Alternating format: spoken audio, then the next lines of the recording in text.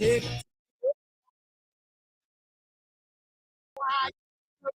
much.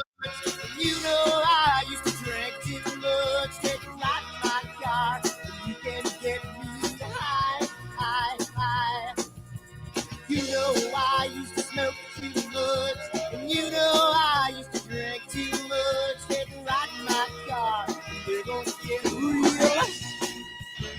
Oh, I'm feeling good, my little lady. She's gonna take me to the other side. I'm feeling nice, my little lady. She's gonna keep me moving on. I'm gonna run till I drop to the break of dawn. Never gonna stop, she's gonna treat me right. I'm feeling good, my little lady. She's gonna take me to the other side. You know I used to smoke too much, and you know I used to drink too much. Take a ride in my car, and you can get me high, high, high. You know I used to smoke too much, and you.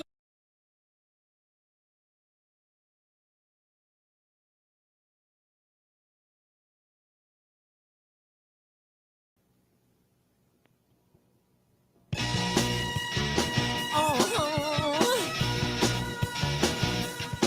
I'm feeling high, my little lady. I'm gonna take it to the other side. I'm feeling strong, my little lady. I'm gonna keep her moving on. I'm gonna run till I drop to the break of dawn. Never gonna stop till I see the light. I'm feeling high, my little lady. I'm gonna take it to the other side. You know I used to smoke too much, and you know I used to drink too much. Take a ride in my car, you can get me high, high, high. You know I used to smoke too much, and you know I used to drink too much. Take a ride in my car, we're gonna get real. Oh, I'm feeling good, my little lady. She's gonna take me to the other side. I'm feeling nice, my little lady. She's gonna keep me moving on. I'm gonna run till I drop to the break of dawn. Never gonna stop, she's gonna treat me right. I'm feeling good, my little lady. She's gonna take me to the other side. You know I used to smoke too much, and you know I used to drink too much. Take a ride in my car, and you can get me high, high, high. You know I used to smoke too much, and you know I used to drink too much. Take a ride in my car, and we're gonna get real. Come on, baby. Let's take a ride. I don't know where we're gonna go, but first, let's dance.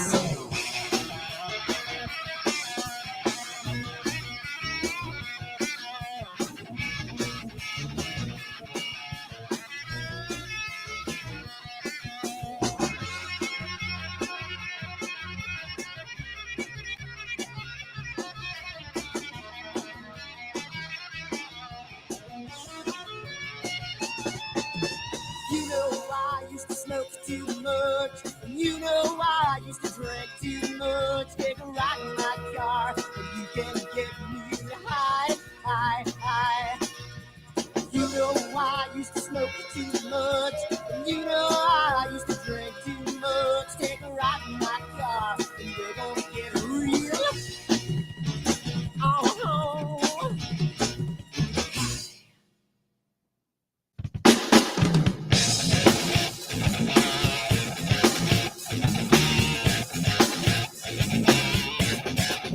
Hi everyone, Dan here, and I just wanted to put a little snippet about AstroWorld and what we do because I want to start getting the word out because I think it's becoming more and more of a giant community, and I want to get the word out to some other people. So what we do at AstroWorld is we hold astrophotography chats on Wednesdays at 9 p.m. and Fridays at 8 p.m. Eastern time. And we just talk astrophotography. Wednesday's more of a techie kind of advanced intermediate, and Fridays is more of a newbie kind of thing. So if you want to check us out, and if you want to, hang out with some semi-decent people that like to go off the rails a little bit and have fun while they're doing it, come check us out at astroworldweb.com, and you can check out the schedule, and you can sign up for all the free giveaways that we do. We just gave away an Eagle 4 Pro, an Optilong filter kit, Charles Brackenstein's books, and a whole bunch of other stuff. So come to astroworldweb.com, hang out with us, have a good time, and as always, remember to keep imaging, keep educating, and clear skies. And I'll see you soon. Bye-bye.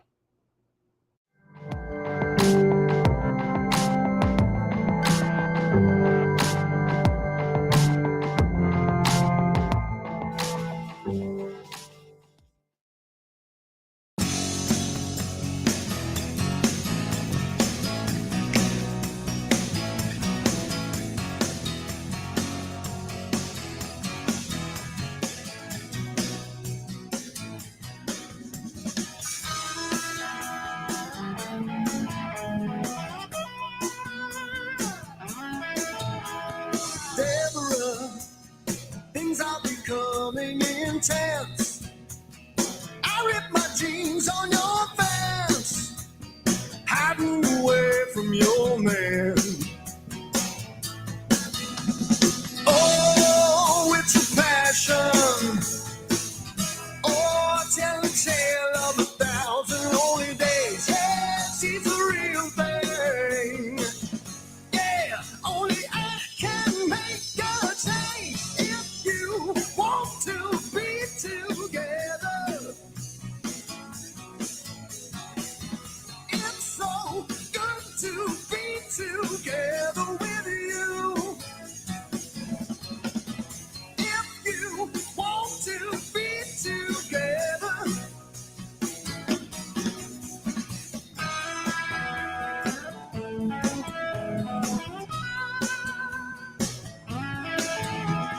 Deborah, I'm getting caught in the rain, standing here calling your name. Guess I got no one to blame. Yeah, it's a small town. Yeah, all the people turn and stare. Oh, it's a secret. Hey, let them see me. I don't care. If you want to be together, it's so good to be together with you. If you want to be together,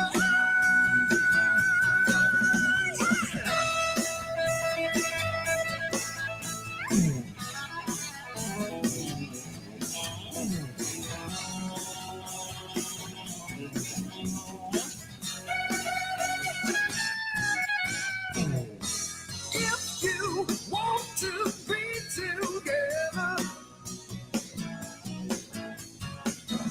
it's so good to be together with you.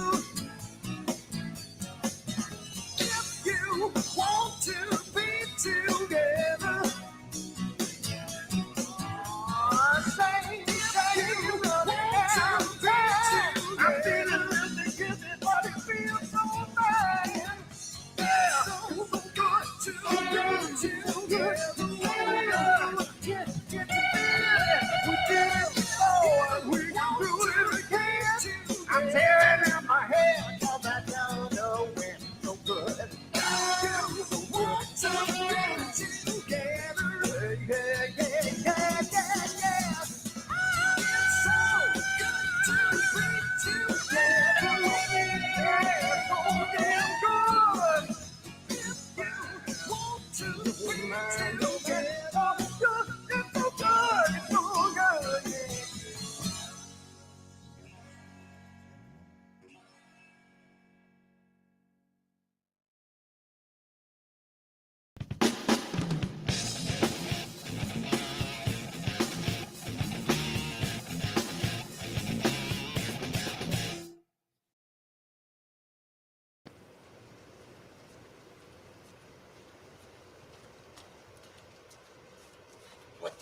on my telescope now.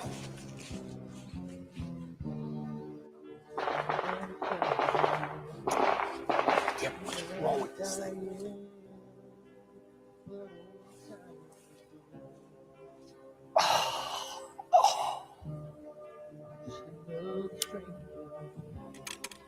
The lost Lone Ranger, can I break this spell?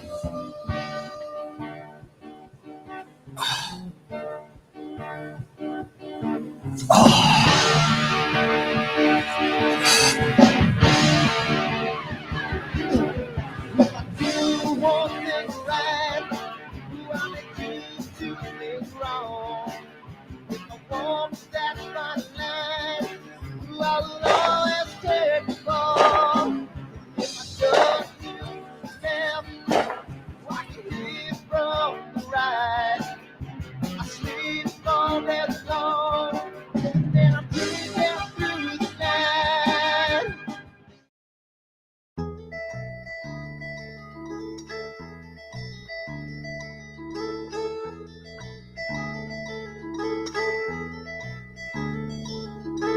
I wonder what it was that made me want you. She couldn't understand what made me hard. She's climbing in and out my open window. I'm laying here alone and cold and drained. Yeah. So take another breath and come up for your oxygen.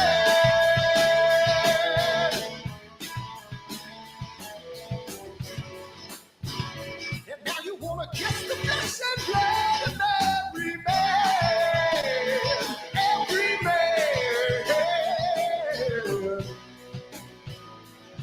And when the moon is full and the wolves will howl, just swam across the lake just to get to my house. Yes. And she said, I want more.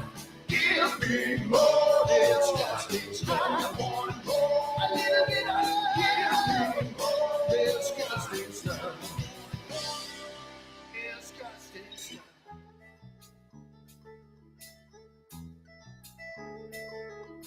She looks upon a world that's dark and tangled. I never saw her turn her head in shame. She's standing in and out the open window. I'm laying here alone, cold and gray. Yeah. So take another breath and come up for your oxygen.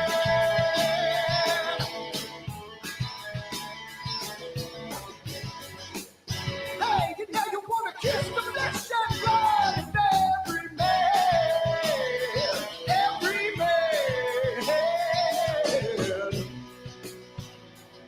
Well, we all took turns and swallowed the world. I never realized they had sat with us, man. And she said, I want more. Give me more disgusting stuff. A little bit of disgusting stuff.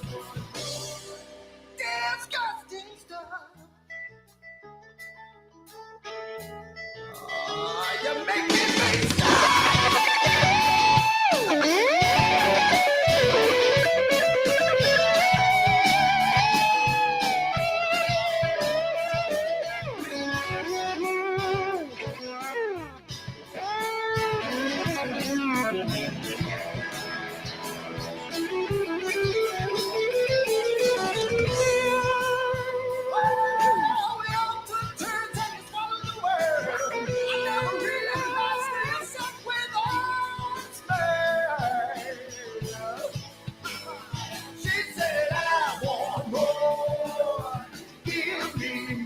Disgusting stuff.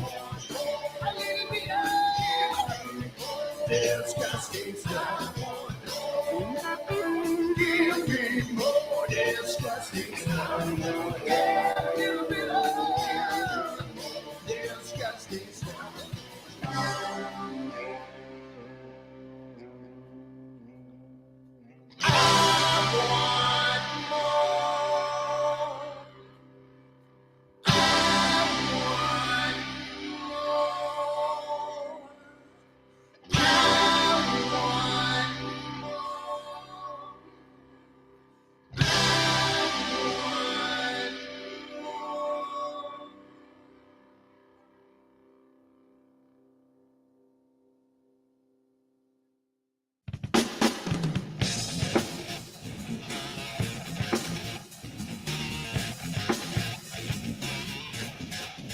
Hi everyone, Dan here, and I just wanted to put a little snippet about AstroWorld and what we do because I want to start getting the word out because I think it's becoming more and more of a giant community, and I want to get the word out to some other people. So what we do at AstroWorld is we hold astrophotography chats on Wednesdays at 9 p.m. and Fridays at 8 p.m. Eastern time.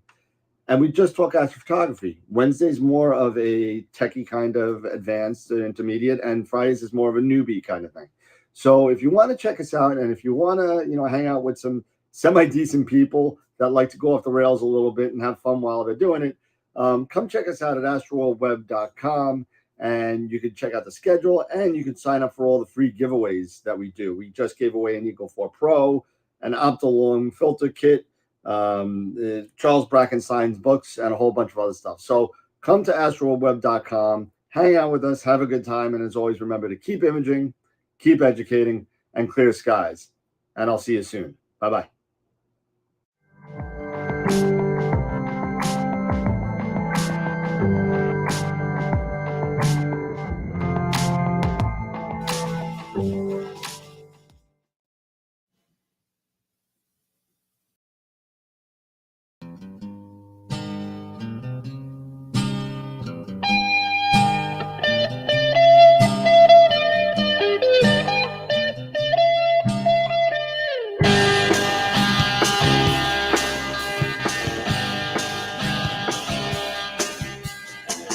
Winter, spring, summer, and fall. Doesn't matter what season at all. New York boy, trouble again. Well, times change, so do men. Don't you know the mindset has finally set me free? Don't you know the mindset is down on his knees? Can't you see? Can't you see?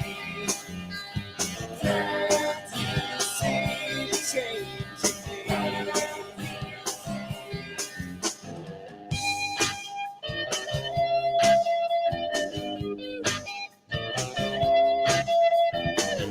Proud man gonna touch the sky. A proud man never gonna die. He's gonna give it a little more throttle. He's finally thrown away the bottle.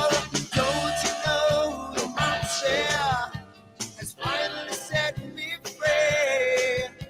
And don't you know the mindset is down on his knees?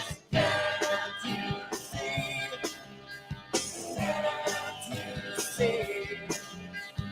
Can't you see the change in me? Can't you see? Can't you see? Can't you see the change in me?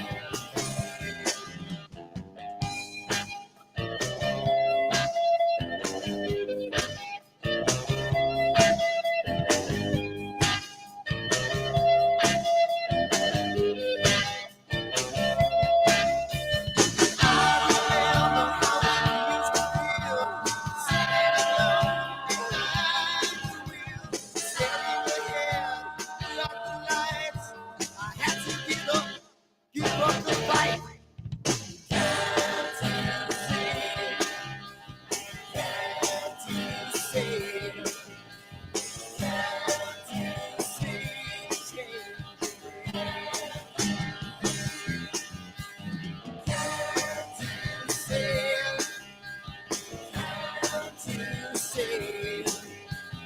Can't you see the change in me? Can't you see?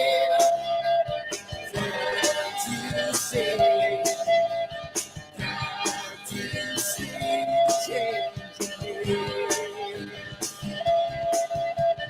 Can't you see the change in me?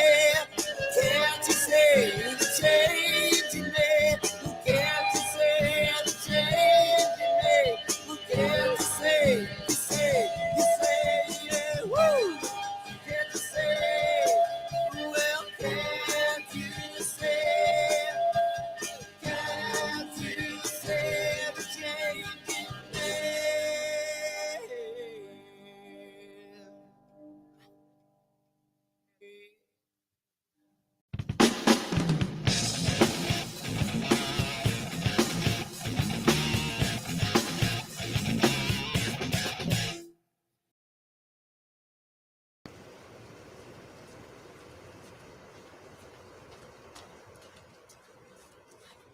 hell's wrong with my telescope now?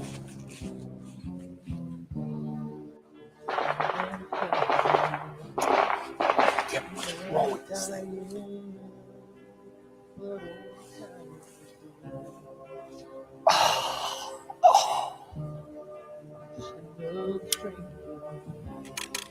Another lost lone ranger. Can I break this spell?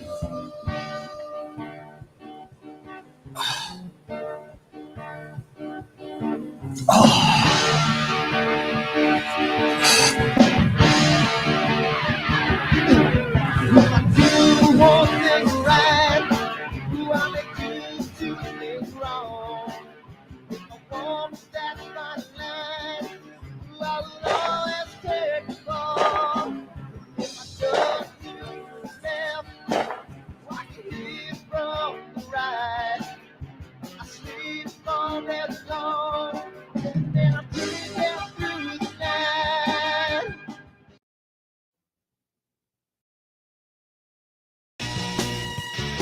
Oh, I'm feeling high, my little lady. I'm gonna take it to the other side. I'm feeling strong, my little lady. I'm gonna keep her moving on. I'm gonna run till I drop to the break of dawn. Never gonna stop till I see the light. I'm feeling high, my little lady. I'm gonna take it to the other side. You know I used to smoke too much. You know I used to drink too much. Take a ride in my car. You can get me high, high, high. You know I used to smoke too much. And you know I used to drink too much. Take a ride in my car. We're gonna get real. Oh, I'm feeling good, my little lady. She's gonna take me to the other side. I'm feeling nice, my little lady. She's gonna keep me moving on.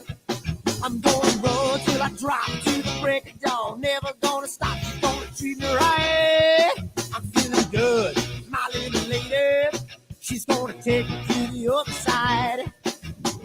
You know I used to smoke too much. And you know I used to drink too much. Take a ride in my car, and you can get me high, high, high. You know I used to smoke too much. And you know I used to drink too much. Take a ride in my car, and we're gonna get real.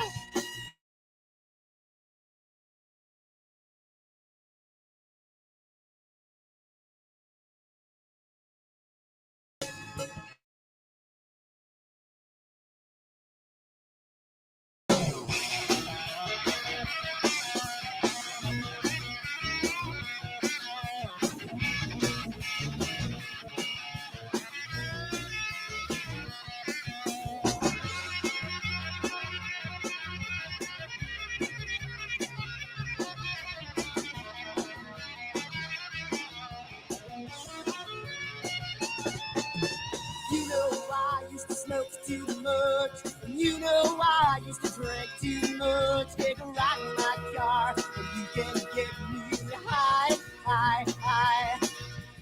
You know I used to smoke too much.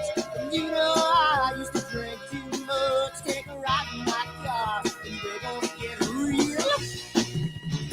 Oh,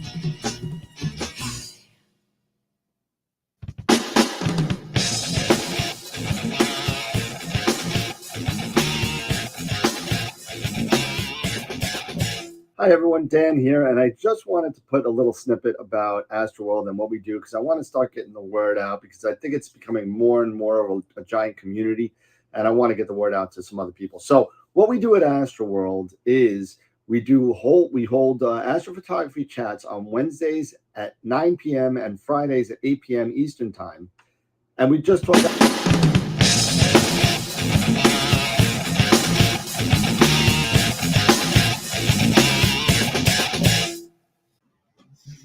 Hey, how's it going, everybody? I'm in the middle of imaging here, and I'm trying to figure out what's going on and why my telescope is dark. The only thing I can think about is my flat panel is still closed, but we will see. Let's see. It says it's open. I don't know. How's it going, everybody? We'll figure that out Hey, later. Let me hit pause on my thing so I can pay attention to what we're doing here. yes, And please. I am going to stop my sequencer right now until Eric does his thing, and then I'll run outside. But how's it going, everybody? We are here tonight. We got some good news on the AstroWorld telescope front tonight. We'll talk about that. We got to talk about Cherry Springs is in 2 weeks. So Cherry Springs Star Party is in 2 weeks. So we got to talk about that, and I got to have time for dinner too, because my lovely wife just made me some dinner. So it's a thank you, baby. So got some chicken and salad and some potato salad. There you go, nice. But Nice. let's talk a little bit about sponsors, and then we'll talk a little bit about the news, and then we'll do some stuff. We'll talk about Cherry Springs and what Pete's been up to for the past 2 weeks. We'll talk about that too. So here we go. So let's get this going here, and we'll get the ball rolling here. Here we go. So sponsors. So for those of you that are new to the show, we have sponsors and we have giveaways. And if you don't know about the giveaways, please go to astroworldweb.com, and you can go there and you go under I think it says raffles or giveaways. You go into there, you sign up for all the giveaways. There's 3 of them up there. There's Masters of Pics Insight. What else is up there? There are 2 other things, Woodland Hills and Camera Concepts. So those are the 3 that are still up there. And soon to be, probably by the middle of June, you will see a new giveaway for a $50 gift certificate to astroworldtelescopes.com. So you'll be seeing that very soon as well. So we have giveaways, so we have to say thanks. We have to say thank you for the people that give us the giveaways. So let's talk about that. The first one is Woodland Hills Camera and Telescopes. And why did that go so? Wow, that went really fast. Woodland Hills Camera and Telescopes. They give us money to give away. So thank you to Farah and the team over there. And we're going to be giving away, I think tonight, it's the last of the month, right? So we got to give away a $50 gift certificate to them tonight. So we're going to do that. Then we have Prima Luce, Camera Concepts, and Optolong. Thank you to them as well. Looking to get more filters from Optolong within the next couple of weeks, so that's going to be cool. Camera Concepts, we give away $50 a month for a gift certificate to them. And Prima Luce Lab, well, they've been just a fan of the show for a long time, and they gave us a nice Eagle 4 Pro. Couldn't get a 5, sorry everybody, but hopefully maybe for 4th of July, maybe we'll get something. I got to give Tom a call and give him a nudge and see if he could give us something. Masters of Pics Insight has been a super fan of the show since day one. Unbelievable. Really supportive. Pete, Warren, and Ron over there. They're just awesome. And if you don't know who they are, go check them out, because they have plenty of tutorials on Pics Insight, and they do live shows, live tutorials once a month. And the next one's, I think, June 16th or 17th, whatever that second Tuesday is. So they do it every month. So definitely go check it out. If you don't win a workshop from us on our wheel, we give out a free workshop every Friday, but it's only $35 if you go there and it's only $35, and you get 2 hours with some of the best in the business. So I mean, you just sit there and you just learn, and they do a little bit at a time. Damn, I didn't change the Off the Rails members again. Gosh darn it. We got another Off the Rails member, and I am going to give me 1 second here. And Patreon. There we are. Patreon patrons. Who did it? Pledge. And Sean, Bob, and John Gambal. So Sean, Bob, and John are so John Gambal, John G. Upgraded his to the off the rails tier. So thank you, John. I Thanks, John. promise you, I will get that fixed. Probably tomorrow is my day off, so I'll be able to do it tomorrow. So thank you to Sean, Bob, and if you don't know, if you want to become a member sponsor and get some pretty cool maybe content or perks or whatever, go to our Patreon site at AstroWorld TV, and you'll be able to join us there. Quasar members, John obviously moved up. Dr. Hassan and Chris, thank you so much. I believe that's, yeah, so it's just the two of them. Now, our Black Hole members, thank you so much. You guys are awesome. Red Giant, main sequence, we have a ton. White Dwarf, we have so many. Protostar, and that's it. So thank you so much for everybody. Listen, I know I went through that pretty fast. I want to get to the show, but there's so many now that I can only say thank you so many times because it's just great. So thank you so much, and just remember, all this stuff goes towards the giveaways. All the Patreon stuff goes towards the giveaway. It pays for us to go to NEAF. It pays for us to do the live shows. It pays for it. We don't take any of the money for us. It's all on the show and the giveaways. So thank you so much. I haven't seen one dime yet. Actually, yeah, I think you did somewhere along the way. If I bought you lunch at NEAF, then you got something. There you go. There you go. So, there you go. and then, of course, you can also join us on our other social media platforms: Discord, Twitter, Twitch, Instagram, Facebook. We're on everything, and that is that. So that's that.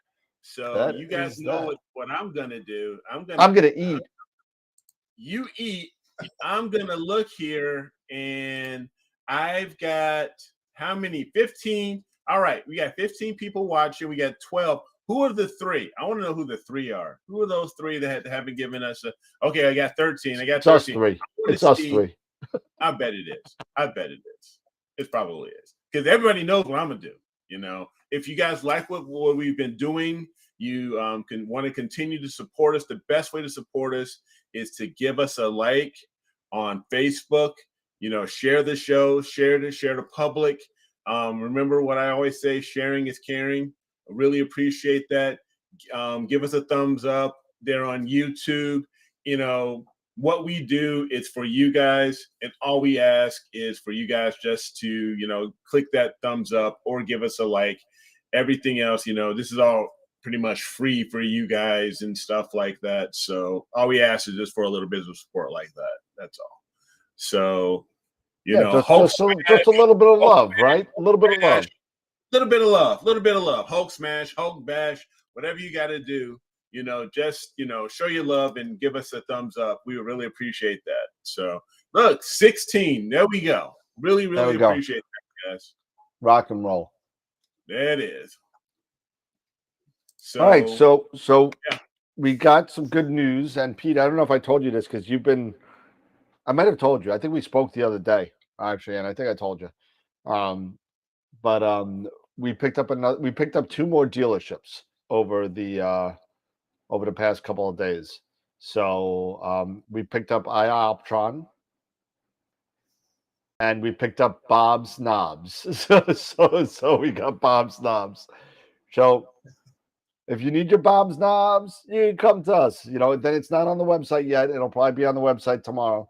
But we got Ioptron. So thank you to the guys at Ioptron and Roger Rivers for supporting us and allowing us to becoming a reseller for them as well. So that puts us up to about 17 or 18 dealerships now. I've lost count. It's amazing. It's really unbelievable.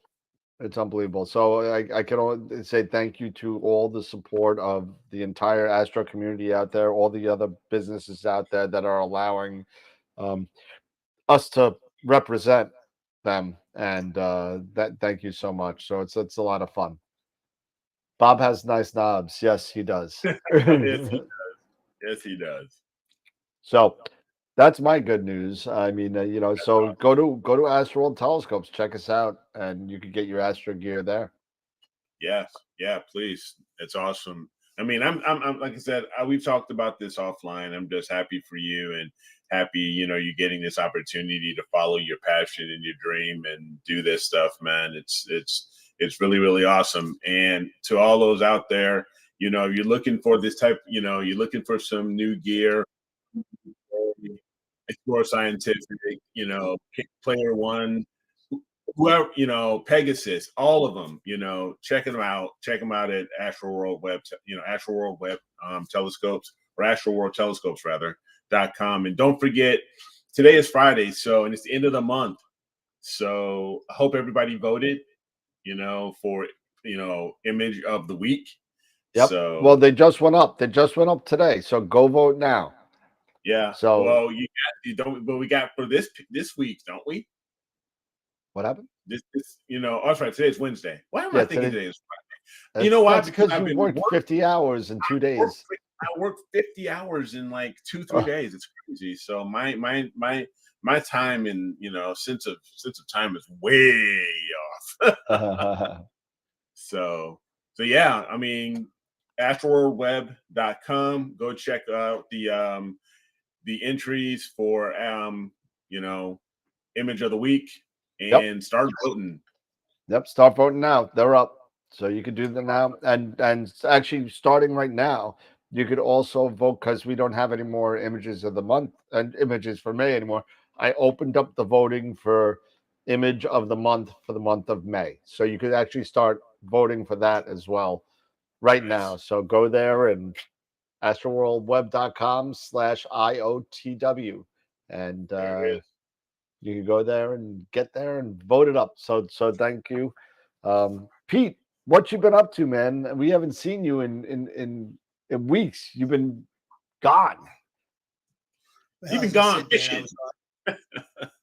I was gone definitely fishing about 3 weeks ago, but this past Friday, I've been down at Apple Valley Unified School District. There's a STEM educational program that NASA donated a dome to this particular collective. And what they decided to do is they've got an old Bayers mount, a beautiful mount. I mean, this mount is absolutely pristine, Ed Bayers.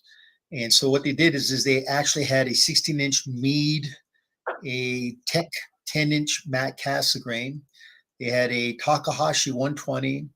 And so they wanted to go ahead and upgrade the Meade. So we got them into a Planewave CDK 17. So this past Friday, Saturday, and Sunday, I've been down there just doing the install, getting the software up and running.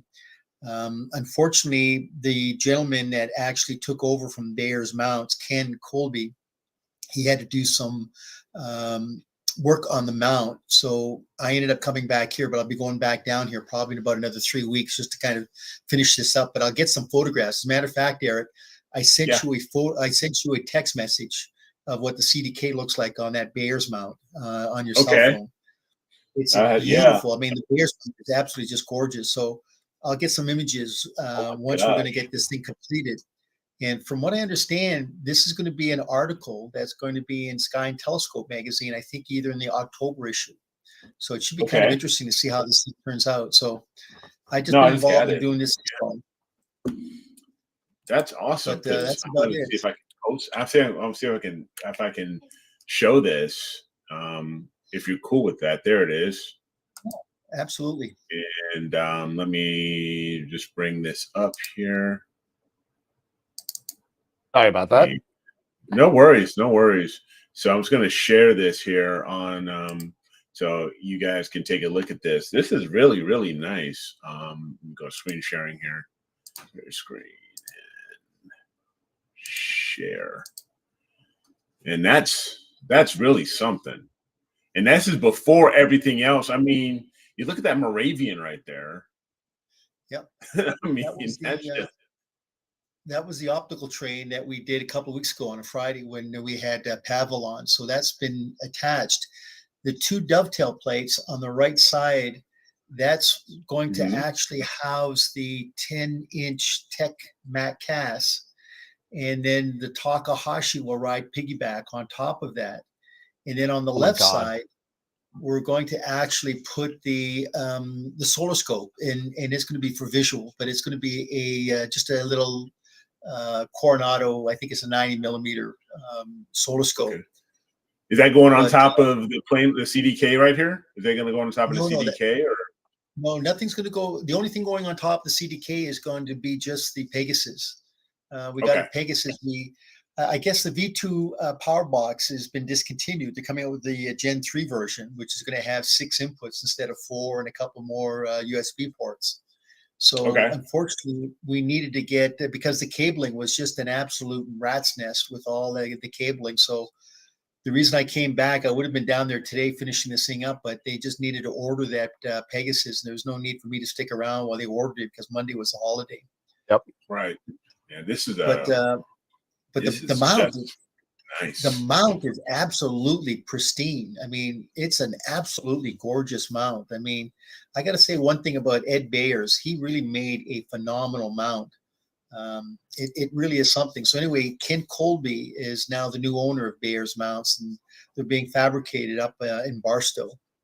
But I mean, this thing's got a payload capacity of 300 pounds, so it's just amazing. Nice. That's. You showed me the CDK, but when you get this all said and done, also take some photos of that mount too, because the amount of payload that sucker's going to be carrying on it, I want to see that.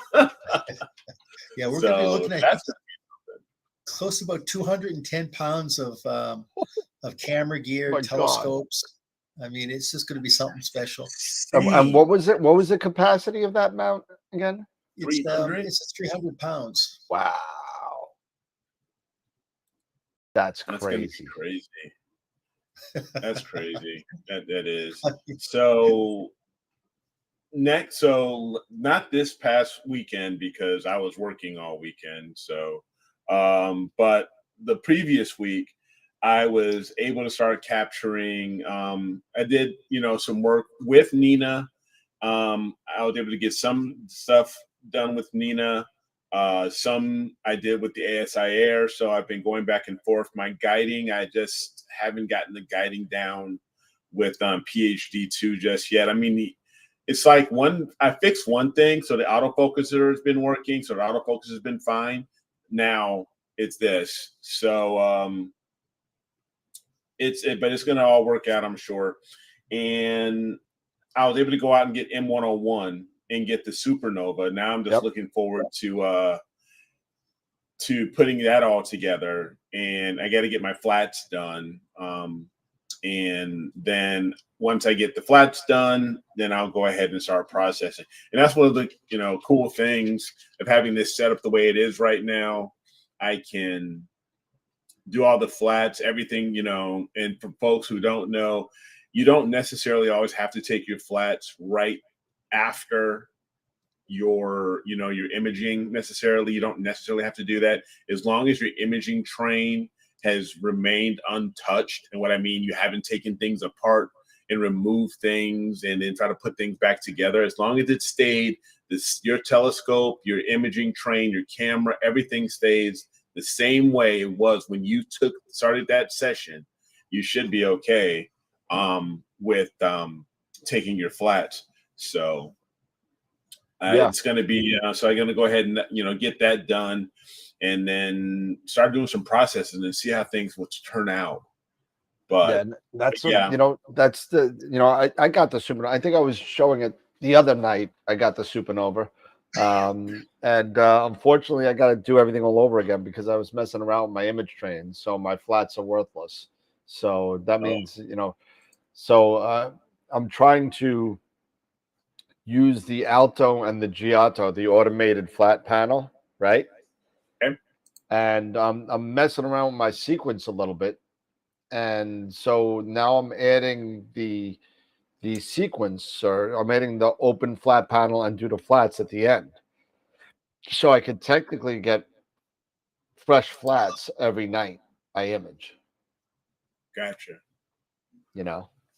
So. Okay.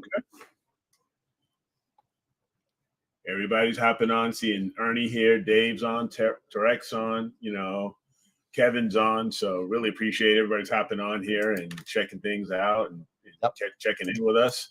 So I'm going to see if I can get into my ASI Air and see if I can share what we've currently, what I was able to do. Yeah, we didn't do nothing. It was all you.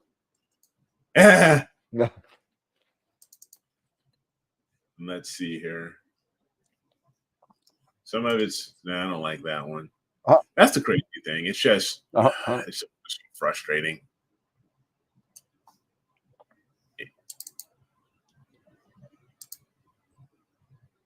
It's okay. So if I share here and we can take a quick look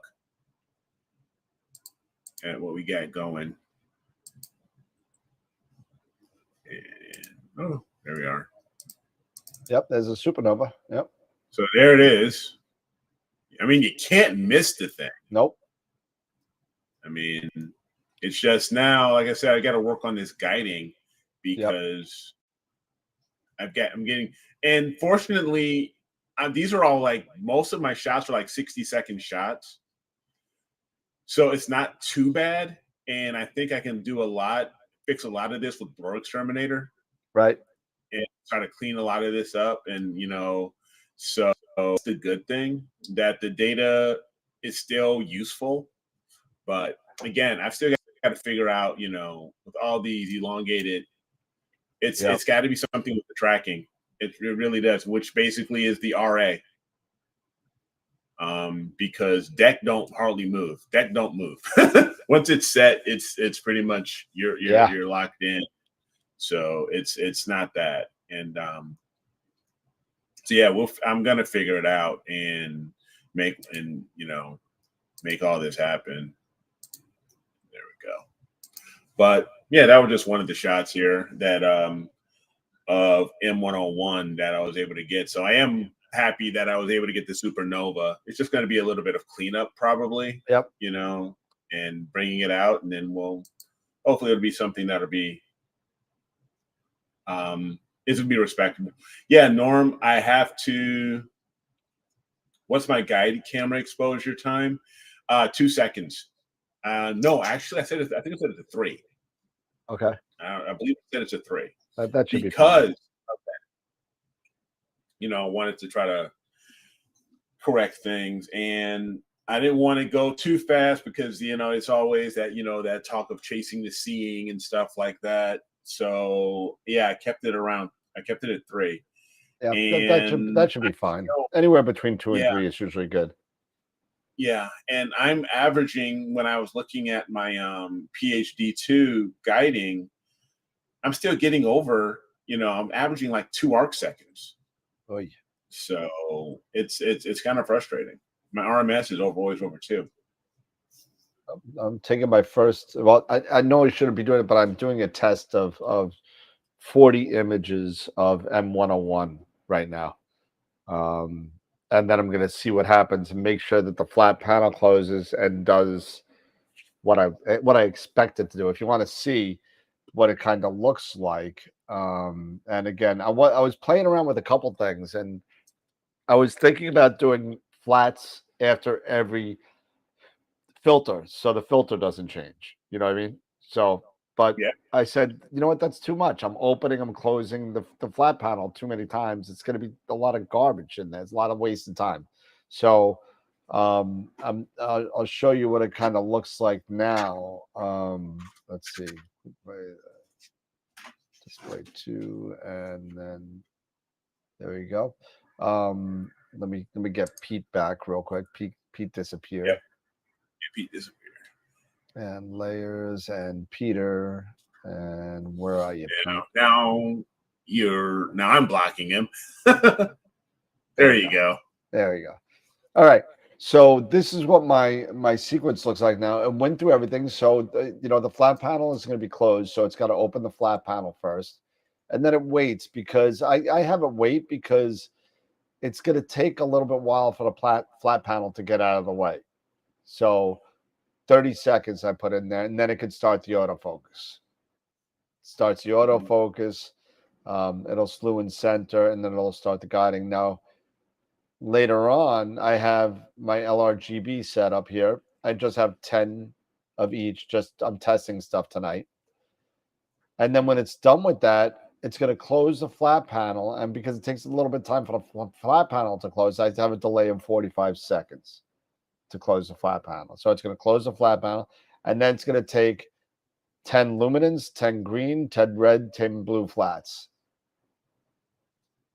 And then it's going to do my endo sequence. It's going to stop guiding, warm the camera, move the focuser to 0, and park the scope. And that's it. So I basically just added these. Originally, I added these flat exposures in between every single exposure. I'm like, nah, that's too much. So let's just do it this way, and we'll be good. And doesn't matter if I take because I'm getting flats every night. It doesn't matter if I do something in between, and because I'm going to get new flats anyway. And you don't have to do flat darks every night, right?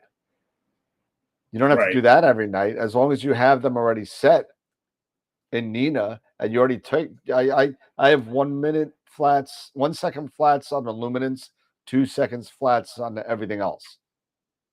Okay. Now, so I have 2 flat darks. I have 1 second, 1 2 second, and that's it. So I put that in my dark library, and now all it has to do is take flats. I don't have to take flat darks every day. That's nice. So there you go. So it seemed to work good. It seemed to work. I was testing it a little bit last night before I passed out, but I'll do it a little bit tonight, and got a big day tomorrow. So I gotta get some stuff going on tomorrow, because I plan on splashing social media with some stuff on AstroWorld telescopes. So we'll see. Nice. Let's see. So now let's see. Let's just see real quick. There it is. So that's a supernova right there. It's the Edge HD right now, Dennis, that I'm working with, at least for right now. The 8-inch Edge HD. You want to know something funny? Look at this. So with the almost full moon, right? Look at my histogram. See my histogram on the left? Wow. You see that? That's a 45-second shot. Yeah, that's some serious LP then. Yeah. Well, it's also almost a full moon, so I expect a little more. But on a 45-second exposure, it's only be a little bit to the left without the moon. What's your average? What's that? What's your average ADU on that shot? What is it? 14,175. 14,175. Yep. Yep. Now my guiding's looking good though. So my guiding's great. So yeah. Thanks for sharing. 0.35, man. 0.35. Gotta love it. Thanks for sharing. Is that on the 0.15 on the deck? Nix? What? Yeah, is that on the Nix or the EQ? No, that's the EQ8. That's the EQ8R right there. So looking pretty good. What you looking at, Pete? You like diagnosing my screen here? No, just looking at all the data, all the numbers. Yeah. So there we go. So the supernovas. Okay, so what's this? Right there. Jerry's saying, look at the stats above the histogram. The max pixels being lost. The X number. The X number. Max 205 X. 1205X. Is that what? Is that what you're referring to, Jerry? I don't see the because I'm looking at 2 different screens, so I don't see the chat. So you guys see what is? Yeah, no, I'm watching the chat. Yeah, he's saying yeah. So what's he saying? So he's saying, look at the stats above the histogram. The the max pixels being lost. Your maximum pixels being lost. Ernie, it's my Ioptron SEM 60 is the one that's giving me the trouble. And I'm concerned it could be the it's tracking for sure, because Pete's been helping me out, and as well as Dan, and and you guys as well. So everything, it looks like it's definitely a tracking issue. My declination, I'm having absolutely no problem with the numbers on the deck. It's all RA. And so that's why I'm thinking it could be, I mean, because I bought the SEM 60 secondhand from Chris Thompson, and I don't recall how long Chris had it, but I've had it now. Going on 3 years maybe that I've had it, so it could be for however long he's had it, and then and then me, that it's just time, that it could be just time for us to do a little bit of tuning on this guy. Yeah, so that's an interesting stat. I did not know that. If that's what that number means on the max, it says 1100x or 1000x. It means 1,000 are being blown out. I don't know I don't know if that's what it is. Okay, and then maybe. And on the minimum, the X number would be pixels being lost on the dark side. Hey, you learned something new. Yeah. So I mean, I'm looking at it now, and it was, well, now it's doing an autofocus, but it was like 1 on the minimum and like 1100 on the maximum. So yeah. I mean, David, be honest with you, nothing against the AM5. The AM5 is solid in my opinion, but I'm leaning more towards the if I'm gonna do something, I'm probably leaning more towards the Knicks, to be honest with you. And from what I've seen when I was at NIAC and NEAF, the new Knicks version 2 is going to have the integrated I believe the integrated advanced pocket power box. It's going to have an integrated on the saddle. It's kind of like a power box. Yeah, so it's on the saddle. Yes. So I'm kind of leaning towards that whenever I get the opportunity to make the switch. I'm probably going to lean that way. I mean, I've also, and I think Pete, you and I were talking about this a little bit as well when I was looking at Avalon, and I when I was hanging out with Tom and Filippo and everybody at Prima Luce Lab, and they were showing the Avalons. I think the Avalons, they're not bad. I mean, they seem to have very good. I mean, they're gear driven, so there's no. I mean, they're belt driven, so there's very little backlash with them. They're pretty solid. I mean, I believe a lot of their parts, for the most part, are all metal, like either aluminum or steel. I'm not 100%. And Simon Thompson, Eric, I have the SEM 60 with the encoder, SEM 60 EC. Have you checked the backlash? There are 2 holes on deck in RA, Allen keys, 1 locks, adjustment screw, larger Allen key, adjust the back. Honestly, I don't know, Simon, if the 60 has that. I don't know. I mean, if anybody has a 60 or knows or can do a quick lookup and can confirm, let me know. But yeah, no, I have no idea. So one thing that I know, Pete, that you were talking about, you were pro Pegasus, the Knicks and everything, because I mean I love it. The one thing that I think either you mentioned or I've been hearing quite a bit, of course, with these harmonic drives, these strain wave drives they have much higher periodic error Yes. than average. And really, in can you explain to me why that is? I mean, you have this newer technology, you know, you can handle, I mean, they're lighter, you can handle all this weight and everything like that. And I wouldn't say it's newer technology, strain wave and harmonics been around forever, but within a mount. Why is it that you see maybe this higher periodic error with these harmonic drives versus, you know, other types of mounts? Do you guys have any thoughts? Because I'm kind of curious about the reason why. Well, I do know for a fact with the wave strain, it oscillates. It's not like there's a worm and then there's a gear where you got that same configuration, that same rotation.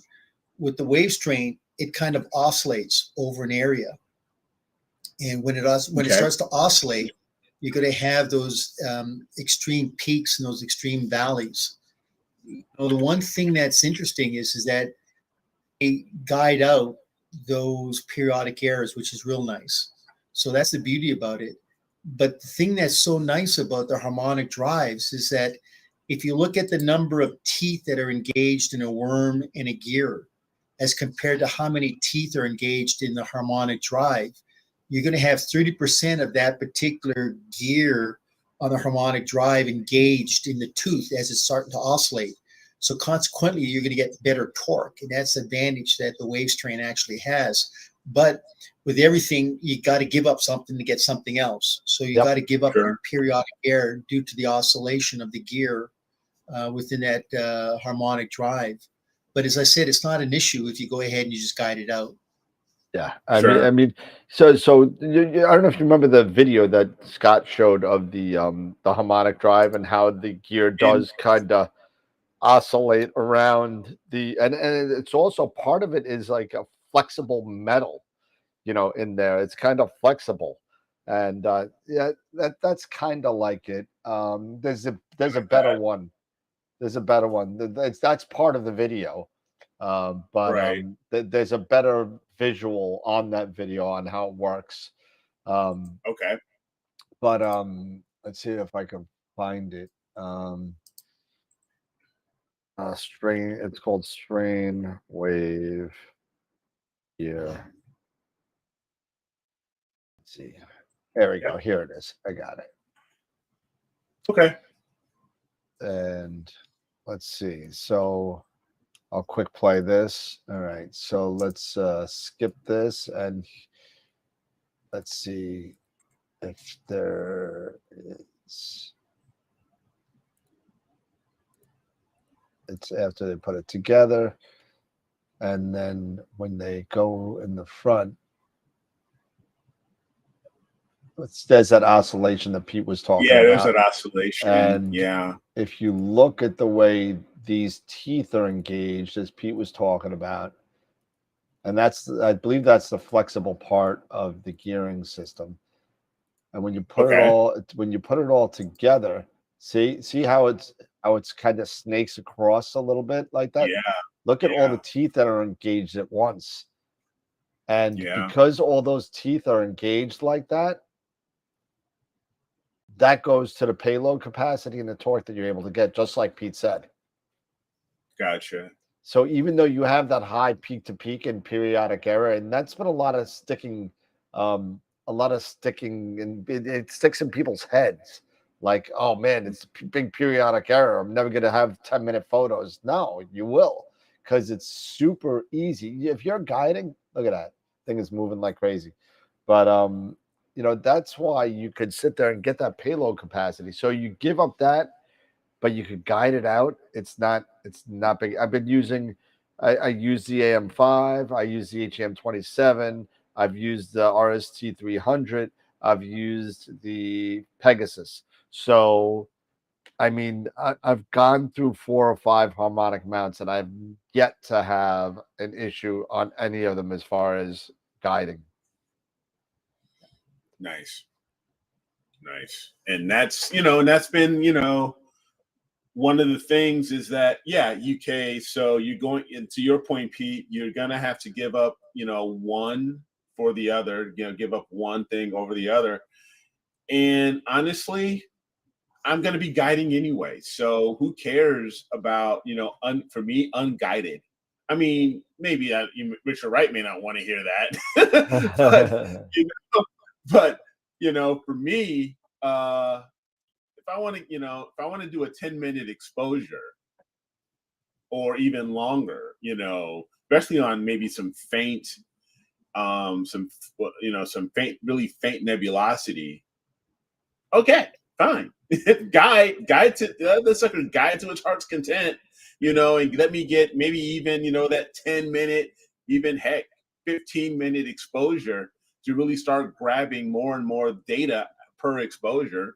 Fine, Hey, I'm okay let with me that. show you something really quick in the difference of what's going on. Now, I switched to the blue filter now. All right. And let's take a look at the histogram again. Look at how when you take only 1/3 of the light now that's coming through. Remember the luminance. The luminance mean was over 14,000, right? Yeah, Now, blue filter, it's only 8. 8100. Yeah. So, Yes. remember I talk about this on the show a lot, where you get that inherent kind of benefit with a mono camera in highly light polluted skies. That just goes to show that is true. And this is with almost full moon too. I mean, should I be doing M101 under an almost full moon? No, probably not. But but the whole thing, I'm testing new equipment, so this is the time to do it. Right. And we'll see what happens. So I'm guiding on the EQ8R right now at 0.26, just went up to 0.28. So Yeah, 29 0.28, now. 0.2. Yeah. So And I'm Pete, you were smoking right now. about to say, when we were talking about guiding here, guiding versus this unguiding whole thing, and me doing like maybe a 15-minute exposure. You were going to say something. What were you going to say? Was this when you're talking about doing what you're going through, Eric, with the Pen Pro? I can't remember. Yeah, that's okay. Everybody's That's all been right. working so hard, man. We got to work slow. Yeah, it's okay. It's okay. No, one thing is, and I don't know if I maybe I can bring up Pempro, and if I can, I'm gonna wake up my stuff. Yeah, I was There going we to go. say, Come on, wake up. when we were talking about like portability and then remote observatories, for portability, you really can't beat these harmonic drive mounts. Bar none, they really are lightweight, very high load payload capacity. If you guide, and then if you got like a remote observatory, at that point, you probably want to put in a high precision mount, because you're Yep. going to probably have something larger than just a typical 3-inch or 4-inch refractor. So, they've really made the capability of portability just so accessible now with these little harmonic drive mounts.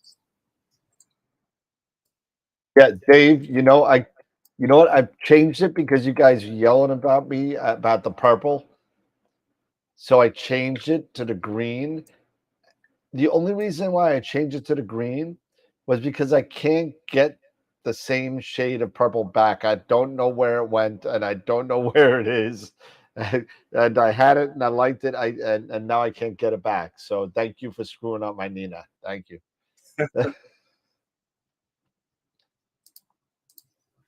You got that up, Eric? Or Yeah. So real quick, I mean, I'm going to be using old data, so that's okay. But let me share what I've got here. Oh, I got a minimum here, and let's go share this, and let me go here. All right, so I'm gonna load my my red curve that I had. This is what I was doing this on the 21st. And one of the questions is always also about refinement, and then you have my curve 2, which was the blue curve. Because one thing, and Pete, maybe you can talk to this as well when it comes to PemPro, is that you have to do almost like a before and after, right? You have to do one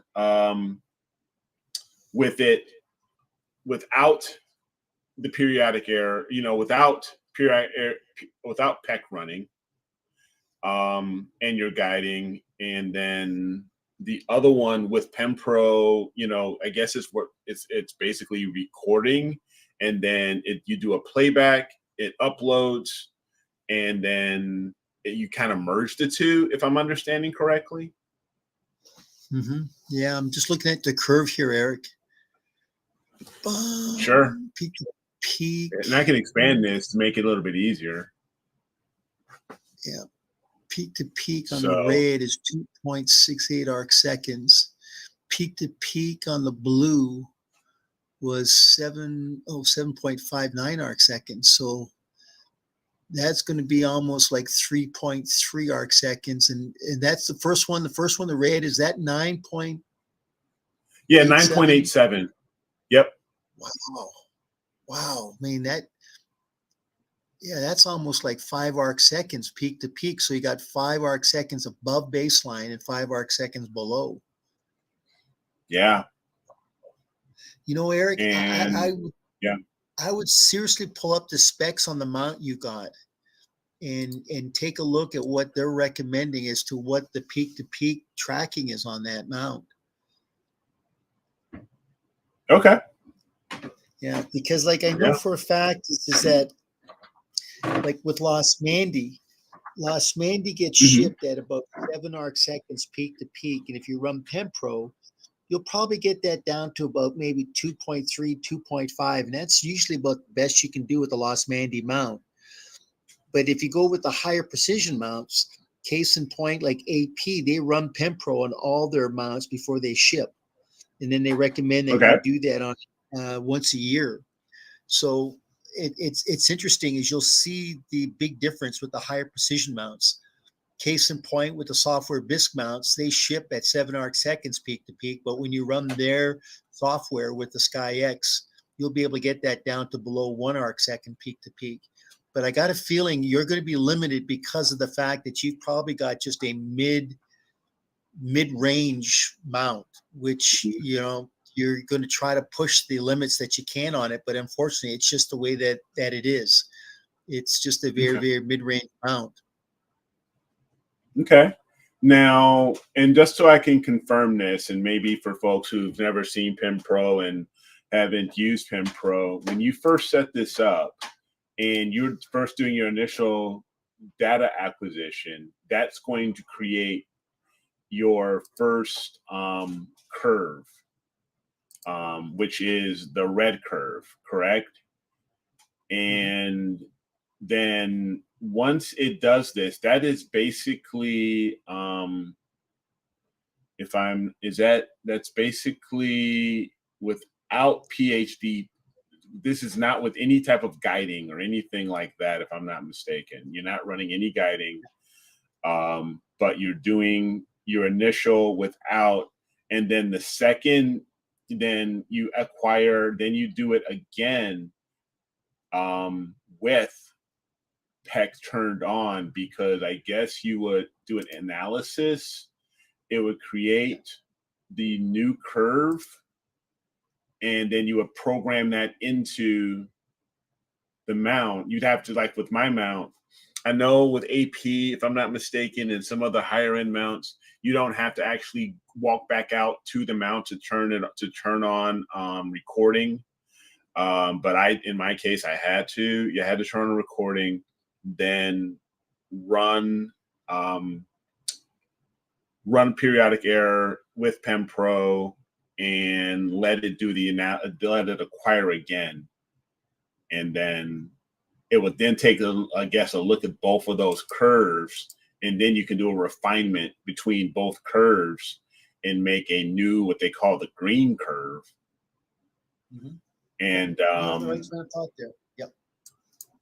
yeah, and then you would get a green curve, and that was kind of, and this is what that doesn't seem right, but okay. And then the green curve, you have it, and then you can do I guess some refinement here and there. But yeah, to your point, if I go back here, maybe if I auto create green curve, I don't know. Like I said, I still got to learn a lot of it. Yeah, the green curve You're saying? definitely follows your blue curve. Very, very, Yeah. very close in terms of looking at the sine waves. I mean, it's very, very, very similar right there, Eric. Mm-hmm. Yeah, it is. It's quite similar. Yep. Very, very. So, the key is, as I said, that's the disadvantage that you have when you buy the, what's the term I should use, is that you got your high precision mounts, and then what would we call the next level? And then you got the. I would say mid grade. They're not mid-grade. Entry level, yeah. But maybe more mid grade, the next level up, perhaps. Yep, mid grade. That's a good term, mid grade, because you can definitely see that with the mid grade, you definitely get what you're paying for. Is that once again, a lot of it has to do with the machining process. Did they actually do any of the deburring? Did they actually do any of the post cleaning up of those gears? And then also think about it too. I mean, have you done any maintenance on this mount over the last 2 years? I mean, once again, you should definitely go ahead, clean out the worm, clean out the gear, get rid of all the junk that's in there, because a lot of the times you'll start to collect a lot of stuff within the teeth of the gear. So once again, you should go ahead, get some Teflon and just get a toothbrush and clean out the worm. And you'd be amazed to see the improvement that you get with that as well. I mean, that's the thing we did with that Bears mount. We opened up that Bears mount and it hadn't been cleaned in over 10 years. Oh my God, you should have seen all the lube had just collected all the grit and the dust, and it was just causing all kinds of periodic errors. So we literally just put Teflon on it, got a toothbrush, and started cleaning it all up. It makes a marked improvement. So you're right, you got to definitely do maintenance on these mounts, especially if it's a worm and a gear. Yeah. Okay. And maybe that's one thing I should do, because I'll be honest with you, since I've had the mount, because I've been kind of nervous actually opening and taking the mount apart and anything like that. And sometimes that's one of the things that some people may, be nervous about. They may not be super mechanically inclined. I mean, I'm not bad. I mean, I can put together PCs, build PCs. I can change my own oil and all that other stuff. But, when it comes to something like this, I've never done it before. So, yeah, maybe I am a bit nervous about it. Don't be nervous. I mean, all it is basically you got a tension, you got the worm, and you got the gear, and you just got to make sure that you just take a picture of it before you start to disassemble it, so you know the way that goes back in, and then just pay attention to the tensioning. But other than that, yeah, I mean, like with the Mighty mount behind me, I can just take off the cover, and all I really have to do is just get a toothbrush and get in there and just kind of clean it, and just give it a nice little coating of Teflon, and we're back to normal again. But don't be scared. It's not that, believe me, it's not science. It's not nuclear science or anything. It's pretty easy. Yeah, well, you see, I'm the guy that like was messing around with computers back in the 80s, and I would take apart like floppy drive, disk drives, and I'd be taking all these things apart. And see, the thing with the mounts of today compared to the, I guess, computer equipment of 20, 30 years ago, 20, 30 years ago, I always had a handful when I was done of extra parts that this disk drive did not need anymore and still worked without them. The problem with the mount of today, if you miss a screw, you're probably going to screw this thing up. It's seriously, this is the advantage of cell phones. What I always do is when I take something apart, I'll take several photographs of it ahead of time. I'll zoom in, take some pictures, take 2 or 3 pictures. And then what I'll do is I'll end up taking the parts, the items apart, and then I'll put them in individual baggies, and I'll label them so I know exactly where they have to go back in once you go back. Because if you don't do any of that stuff, believe me, putting it back together is going to be a nightmare. Taking apart's not an issue. It's putting it back together that's the problem. It's always been easier to destroy than to create. Absolutely. Yeah. Yep. That is for sure. That is for sure. Anybody can take So- anything apart. Yeah. Um, Trust me. so yeah. Go ahead, Pete. No, I was going to say is just, it's not rocket science to do these mounts. Once again, it's just mechanical. And I mean, if you've got a mechanical aptitude and, you can literally open up a can opener and you can open up a can of olives, you'll have no problem with these mounts. It's just the key is look at the tensioning. That's the key is you want to make sure that you get the right tensioning because you don't want it too tight. You don't want it too loose. You got to have the gear and the mesh just right. So just pay attention. What I usually do is I'll maybe mark, like get a magic marker and I'll just kind of mark where that screw needs to be facing me when I tighten it back up again. So I know that that's exactly the spot that it has to be. So there's a bunch of little things like you can use. Good deal. Nice. Basically, a lot of people are just talking about different things, different color Sharpies that they use to identify different parts and stuff like that. So, hey, whatever works, Worst case, the worst case is you can end up with a new mount. I don't need a new mount. I have 3 mounts right now. I have the 8, the 6, and the Pegasus. You're good. I'm good. Yeah. I can't wait to take that Pegasus on the cruise. I can't wait to do that. Did I tell you what I was doing? No. So my wife I and know I you booked, said you were going on the cruise. I know you said you guys were going on the cruise and they got this whole astronomy thing. yeah. So there's we're going on an 8-night cruise, right? And it's only going to, babe, where are we going? Bermuda or Bahamas? Bahamas. We're going to Bahamas. So we're going to Bahamas and we basically sit there for like 3 days at the Bahamas. So we could go back and forth with the shuttles and whatever. So so there's one excursion there called beachside stargazing.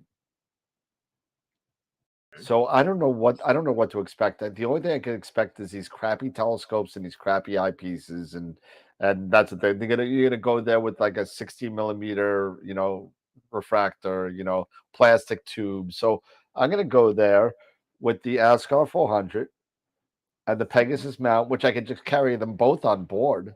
You did nothing to them. Carry them both on board with the ASIR Mini and take some images from the beach in the Bermuda. Well, Bahamas. Sorry, Bahamas. There you go. Why not? See what happens. Why not? Why not? Heck, you'd be low enough, getting closer, the closer you get to the equator, I mean, you'd be able to probably grab some upper end Southern Hemisphere stuff. Who knows? Yeah, I'm going to have to look and see what's up at that time in, I forget what month we're going. I think we're going November. So it's going to be really late. So maybe I could get the dragons. I don't know. Maybe. Never know. Yeah. I mean, I'll make it for sure. Yeah, that's gonna be that'll be a quickie too, because I can't imagine the Bortle being that bad from the Bahamas on the beach. I can't, it's definitely not as bad as where I am now. I mean, even if it's a 4 or 5, I'll be happy with it. I'll take my little what is it? The little actually I will need it because I won't have the Eagle. I can take my little sky quality meter that I have, because I got that back from Tyler just recently. So I got it back from a leaf. Yeah, you should definitely take a look at what is it, Dark Sky Map. This should give you a relatively current idea of what your what the Bortle is in that area, maybe a roundabout idea. Right. So you can give you an idea of what you possibly could expect. Actually, you know what, Dan? Pull out the Charles Bracken book. It'll tell you. It'll tell me what? It'll tell you exactly in the Southern Hemisphere what's going to be actually up in November. Oh, that is true. Yeah, the planner. The planner. Or is it the atlas? tell you. It's got to be the Atlas. The planner is for 30 through 50, I think. So maybe it's Sky Atlas then. Sky Atlas. Here we go. Okay, so it's Sky Atlas. Bahamas. There you go. Latitude. Mid-southern declinations, autumn. Latitude of the Bahamas is 24. So you're going to be looking at page 54 on the book. I'm sitting here. It's over there. So Okay. And what do we got there, Pete? Oh, you got all kinds of stuff, Dan. You'll be fine. Yeah, you'll be interesting. You got like toucan. You got the do we? Really? Yeah, you'll be I fine. get You'll toucan or whatever it's called. Yeah, right here you got the Tucana. Yeah, you'll be fine. Nice. I mean, that's the book right here, and they'll tell you on page 58. Because I'll be using the ASCAR FRA 400 with the 2600 MC. So.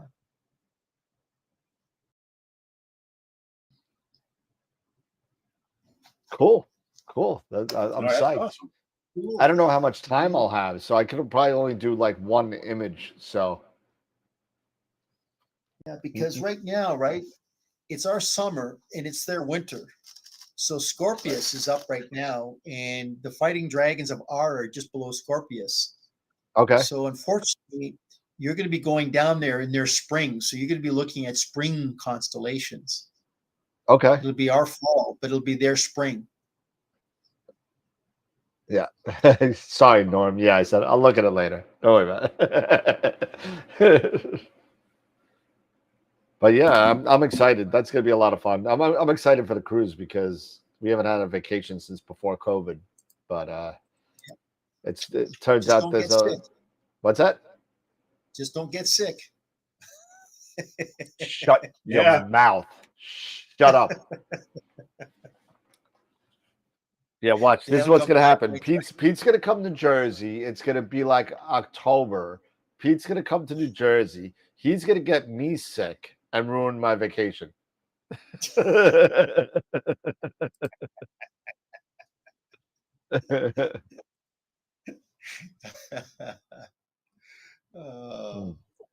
saw you drinking wine. I had to get some. Yeah. That's what I like about Wednesdays. Wednesday's just an informal day. Formal night.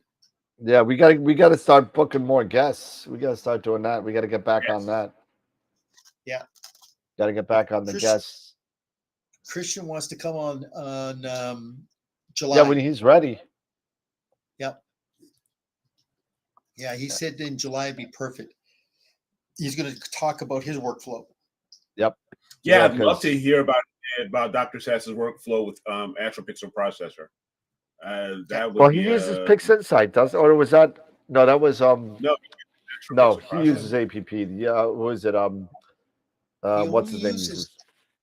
He only uses Pics Insight for oh God, what's that program that Blink? You just mentioned it for Blink? Blur Exterminator. What? Blur Exterminator. Other than that, everything else gets done in APP and then in Photoshop. But he only uses Pics Insight for Blur Exterminator. Okay. But yeah, Dan, we got to just send him an email. He definitely will come on in July. I talked to him a couple of weeks ago, and he said he wanted to come on again. Did I tell you that I my astronomy meeting last month, right? From my local club. My local club, we have meetings every month, and we usually have guests. And I didn't know this. I guess I didn't pay attention, but I go in there, and he's like, "Oh yeah, and our guest is on the screen." So I look at the screen. Guess who it is? It's freaking Charlie Bracken. So I go all the way up to the begin, right in front of the camera. I go right. I'm like, "Hi, Charlie." Yeah. He's like, "Oh, Dad, what's going on?" He's a great guy, man. He's so much fun. He's a really fun guy to hang out with and talk with. He really is. God, can you imagine? He ran out of books at NEAF and he had to drive 3 hours back, 3 hours back, 6 hours. That's hours. unbelievable. Oh my God, it's crazy. Sometimes that's not a bad situation to have, though. You know, it Yeah. does stink. You gotta, you know, you have to drive round trip 6 hours, but that's not a bad thing, you know, to run out of, you know, merchandise and you're more in demand, Yeah, you know. absolutely. So, I mean, but I'm sure next time, you know, Charlie and Max, you know, they'll, you know, probably bring a heck of a lot more than what they did this oh year. yeah. Well, I don't know if Max will make it the next time, but I know Charlie will. Max Yeah. took a long trip from Love Island all the way over here. So I mean, I hope he makes it because he was a lot of fun too. So Yeah. Yeah. uh, Yeah, Dave, I know Dan was talking about this a while back about maybe trying to see about Chad coming on, but you know, I'm not sure. tough to get It's a been hold of. difficult. Tough to get a hold Yeah, of. yeah, I mean, I'll you know me, I will try again. Um, you know, I was able to finally get Stacy, Astro Stacy on after 2 years of nagging. So yeah. the only person that I got, I'll nag on him again, and I'll nag on Brian May too. So I'll nag on him again. Yeah. I mean, I was just speaking of Stacy. I mean, I was just watching some of because we friended each other on Facebook Yep. and everything, and you know, and she's getting married soon, Oh yeah, she's been and busting up the she's airways. been yeah, she looks great. I mean, Looks she awesome. and her partner they look great. I mean, and they're gonna look gorgeous. You Yeah. know, in their you know when They they looked get so married. It's cute gonna when they were doing their makeup and the tastings and everything. yeah, It was so cute. I was like, I texted her back. I said, "You guys look awesome." I said, I'm yeah. sending her. I got their shirt sizes, so I'm sending them a couple of Astroworld shirts and stickers because Nice. she said she wanted stickers to put on her scope. So Right on. Try Steve Miller too. He can go over his colorized SHO process. yep, There's Steve another Miller would be option. good to have on too. Yeah, absolutely. Sure. And Gary Palmer is going to come on. I spoke to him at NEAC, so he's going to be on. Okay. Yeah, another person. I know we probably won't get him on, but I was just recently watching Luke. Look him at no, Yeah. you know, he's a friend of mine on Twitter. And we talk. But he probably is. It's not that he's not interested, it's just he's got too much other stuff going on. Oh yeah, yeah, yeah. I mean, You know, but and I what's get kind of that. So Hey Dan, send Jeff Dickerman an email because I know he'll want to be on too, and he said he'd be interested. So we should definitely get Jeff on as well. oh yeah, Jeff will definitely come on again, I'm sure. But speaking of Luke, I recently I just watched one of his recent videos, and it was for the newer high speed filters that are used like with Hyperstar and Rasa. Yep. And he had just received, I would say it was the L Extreme Yep. high speed, and he was comparing that with the NBZ ultra high speed and the Antlia 4 point, not the 4.5. I think it's a 5 nanometer. Yeah, they have 5. Yeah, the ALP-T, the ALPT.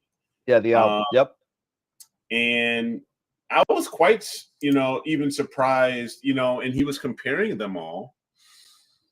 And one of the big things, of course, is halos that we try to fight and deal with even at high speed. And I've been using the NBZ like for, you know, forever. I'm not using the high speed one, but, you know, just having that and then comparing it. And I believe Optolong's new L Extreme high speed is just about to hit the market. It hasn't hit the market yet. And he also Nope. had the Atlanta Alp. I was really surprised about when I was looking at the haloing, that both, unfortunately, the Optolong and the NBZ were having, compared to the Antlia Alp. And it was just really, really surprising me how the Alp was just, it seemed like it was just blowing them away as far as not having halos.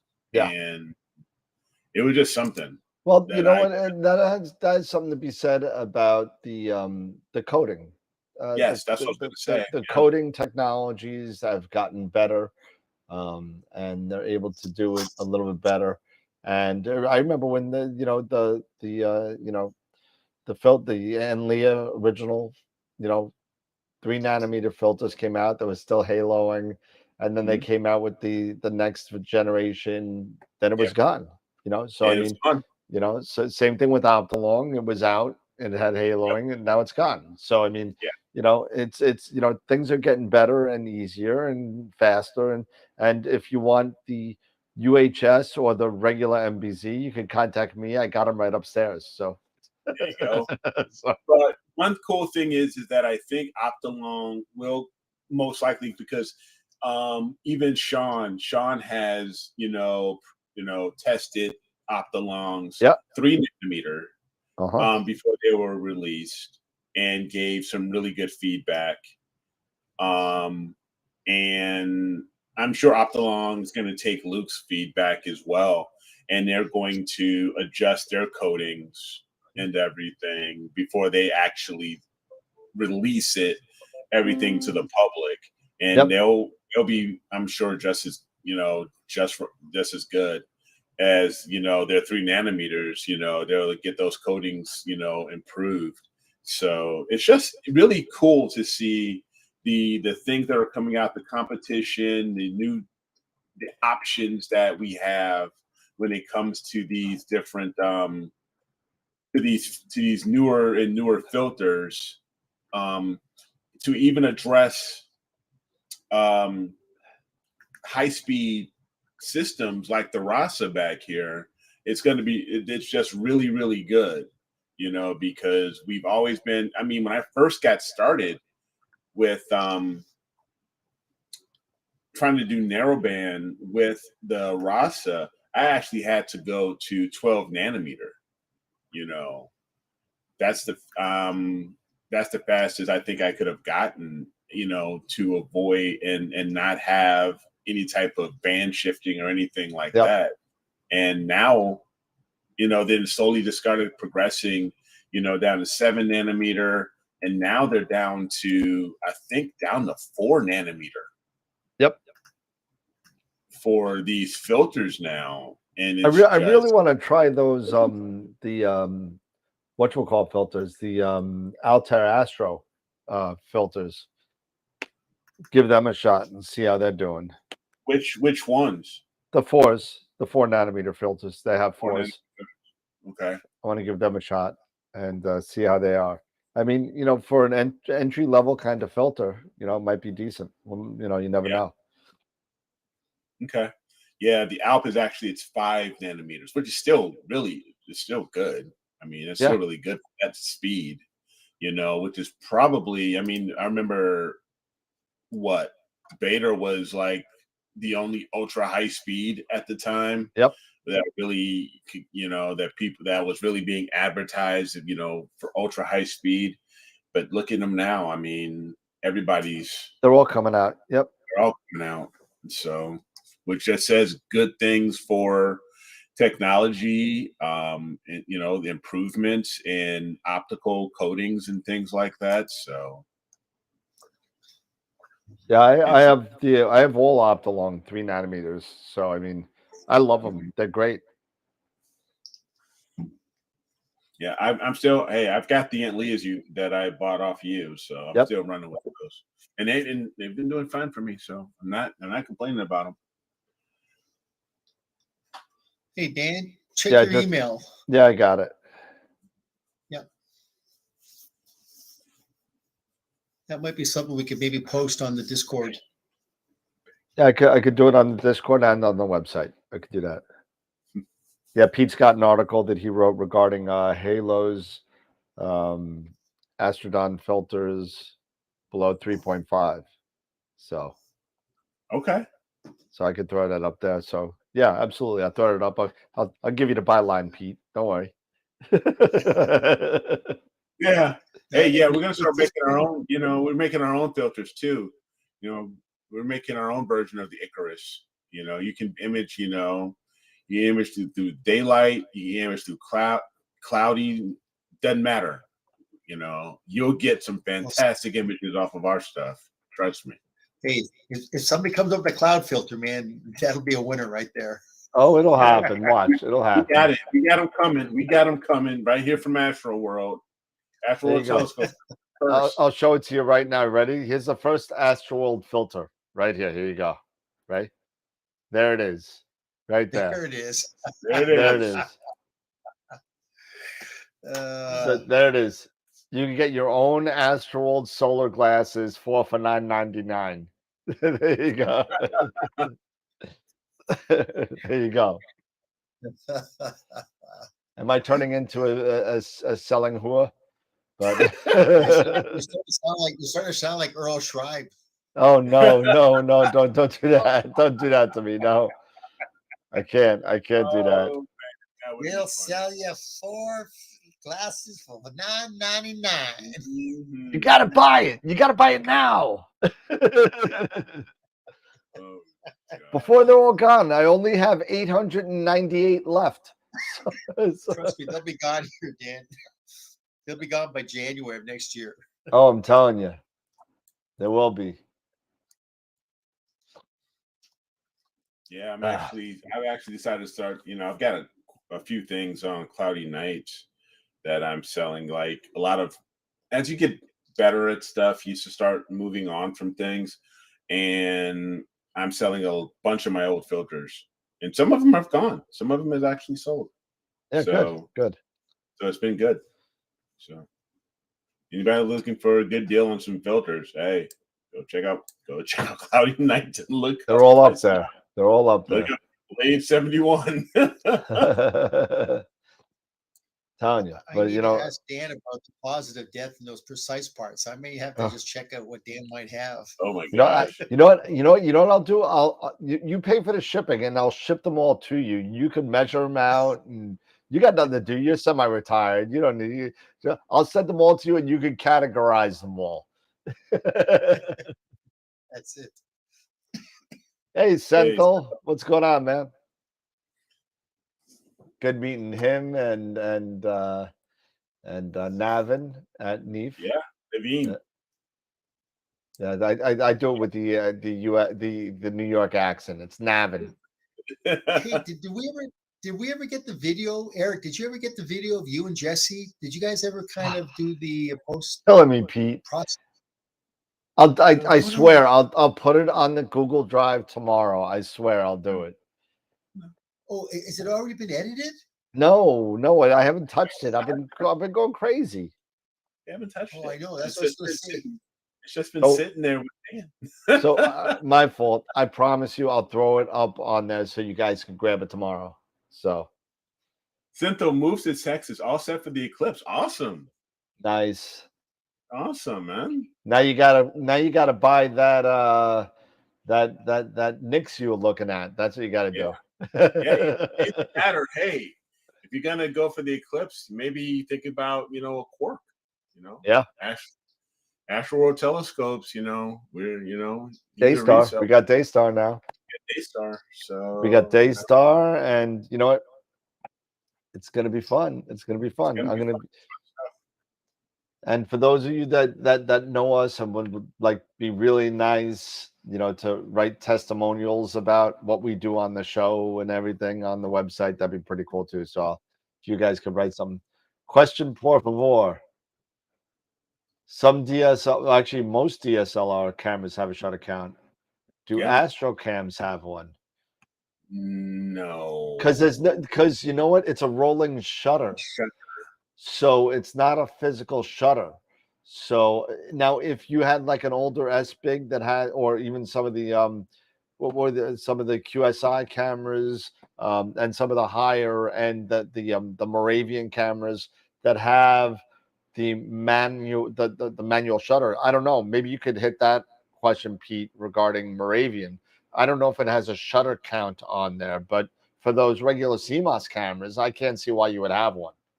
Because Yeah, I do know for a fact Raven doesn't have a shutter count. Yeah, mechanical shutters don't have a shutter count that are Yeah. dedicated.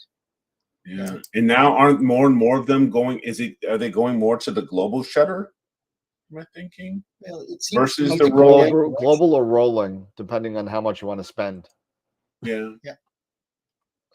But I do like the mechanical shutters because it allows you to go ahead and do your dark libraries without having to attach it to the telescope. Yeah, Yeah. absolutely. Yeah. That's why I love my S Big camera. Yep. My S Big, my STF 8300. Yeah. I just did darks. That didn't matter if I, it just did them because it's got that physical shutter in front and blocks everything out. Yeah. Remember their little guide camera. Remember the guide camera, their ST-I little guide STI. camera? That was Yeah, STI and the that was the STIC. one that had the mechanical shutter for your dark frames. Yep. It's kind of nice. That was pretty cool. Had that the little shutter was like no bigger than a pinhead. Yeah,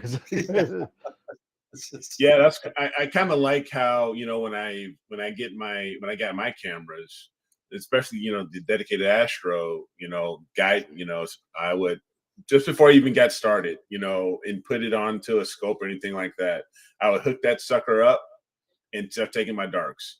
I'll just hook it up, start taking darks, not putting it on anything. It would be it's kind of nice to just get it done and out of the way.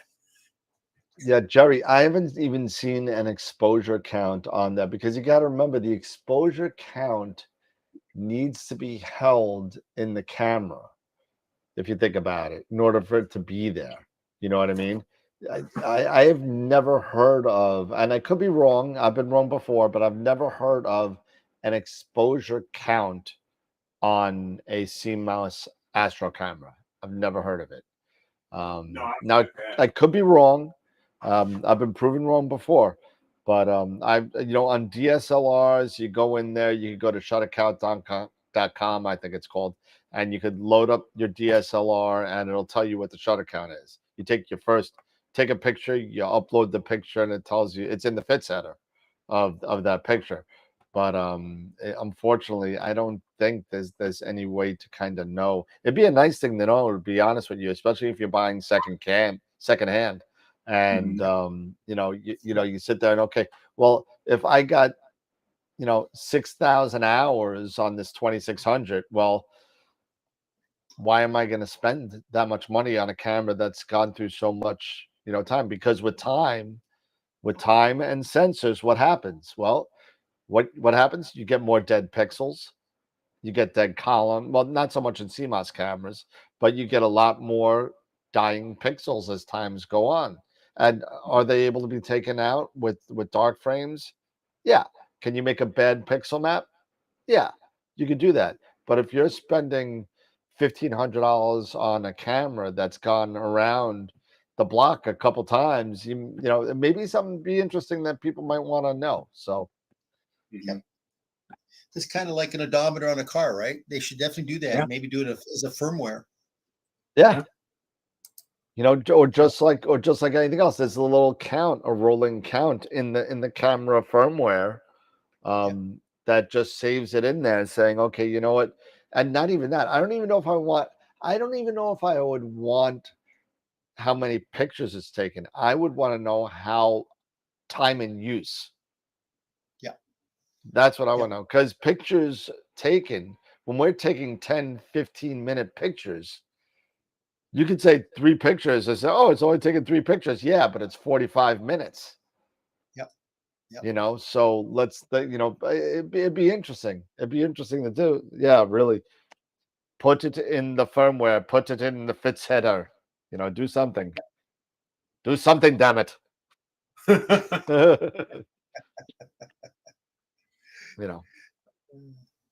Hey, Do something you know, original. Do something original. Damn it. Do it. Don't remake the movie. Do something new.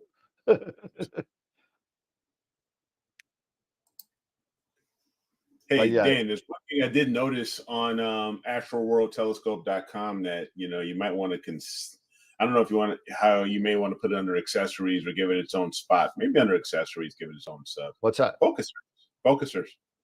A focusers does have their own spot. Does it? I don't see it here. Hold on a second. It might be under. It's not under astrophotography, and it's not under accessories. No way, really? Yeah. Uh-oh. Heads will roll. Heads will roll. Oh, I'm gonna F somebody up now. Hold on. I thought there was. Oh, let me go. You're gonna make me go there now. Telescopes, mounts, cameras, filters, accessories. Holy crap! There's no focuses.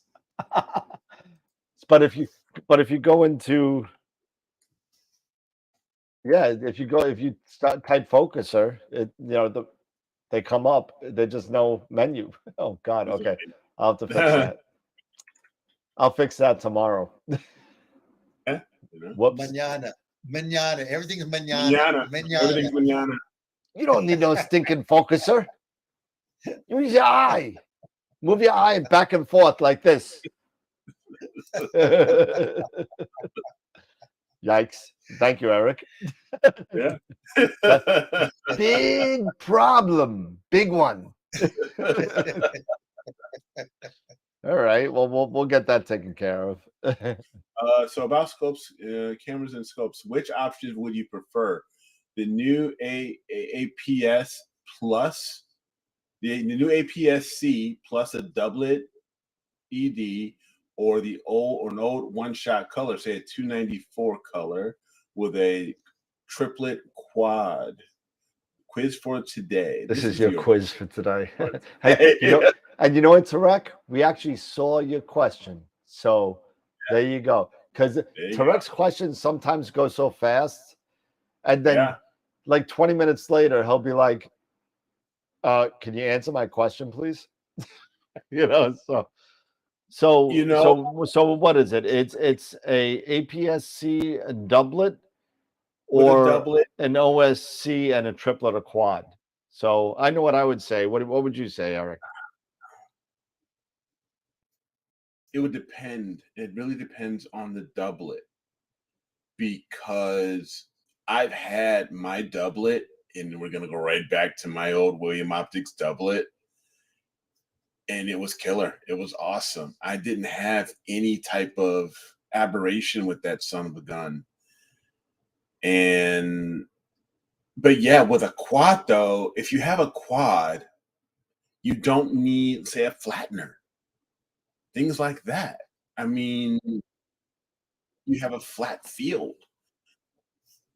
It's just, I probably would go with the newer, but then again, I'm kind of torn because you can calibrate out flats. If your flats can calibrate out everything like amp glow and stuff like that, so old school. So I would probably go with the old 294 in a quad, because I could calibrate out the amp glow and everything, just like we used to do back in the day. So I mean, but if I was that would be probably me. I would probably just I would go for the optics maybe a bit more than the camera. But I don't know. Maybe that's me. Well, to me, budget? I would say it doesn't What's even. His budget? Well, budget matters. Budget absolutely matters. But if budget didn't matter, I would tell you, coming from the crappiest skies in the United States, I would say that it has to do with your location before you sit there and worry about that. I mean, if it was me, I love the triplet quads. I love the quads not needing a flattener. I think that's a big bonus for me. Now, the 294C could be problematic for me, depending on which 294 you get. I would say do a mixture of the two. Get the APS-C plus the quad. you know, you know, Which is basically the setup of today. yeah, pretty much. But Eric's right. Those doublets from William Optics, man, they are spot on. They're spot on. They're well made. The build quality is good. The quality that goes into the optics are good. I mean, really, I mean, it's really awesome what they could do with the doublet. And again, the doublets could be just as expensive as triplets. So, you got to be careful. If you get a nice fluorite doublet, like doublet, a fluorite doublet like Eric had, you could spend a pretty penny on it. Yeah. You And to can. be honest, I you know what? And for me, I ended up spending more on it, adding to it because I did get the reducer. I got That's because you sold it once. Right. Because when I had it, I bought a reducer and I also bought an actual field flattener. I bought the and I still have the 6.8, the 6.8 Mark III flattener, but I also bought the reducer. So I had them both so I could go both ways. I can shrink it down a little bit and go down, down, I think it was down about 600 or 700 some focal length versus almost 1,000.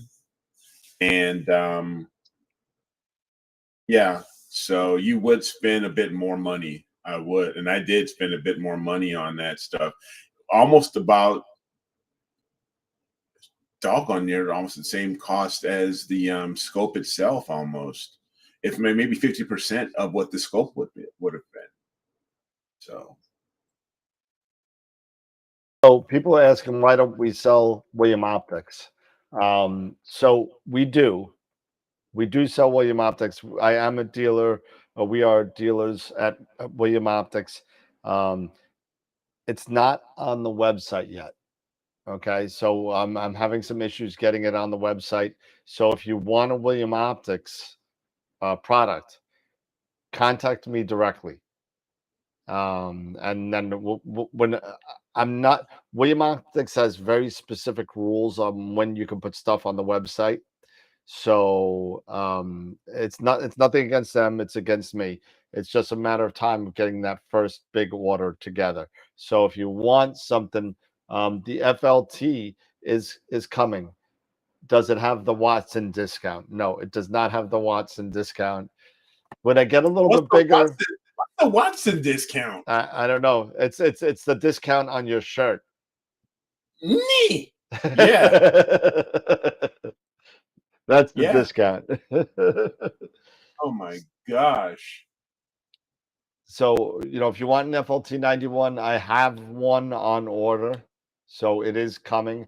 I have 4 Redcap 51s, 1 FLT 91, 1 Zenith Stars, was it the 71, if I remember right? A couple of flatteners, some Red Cat handles, high and low latitude bases. I got a lot of stuff coming. So, let me know before they go, because it's going to go once I start going on the websites and everything and start doing that social media advertising. It's going to be interesting to see if anybody actually buys from us that's not on. Yeah, I could add a GT on. Just let me know. I could add it on there. I'm waiting for the Pleiades. I'm getting a WIFD too. I'm getting a WIFD also. Yeah, the internal focuser.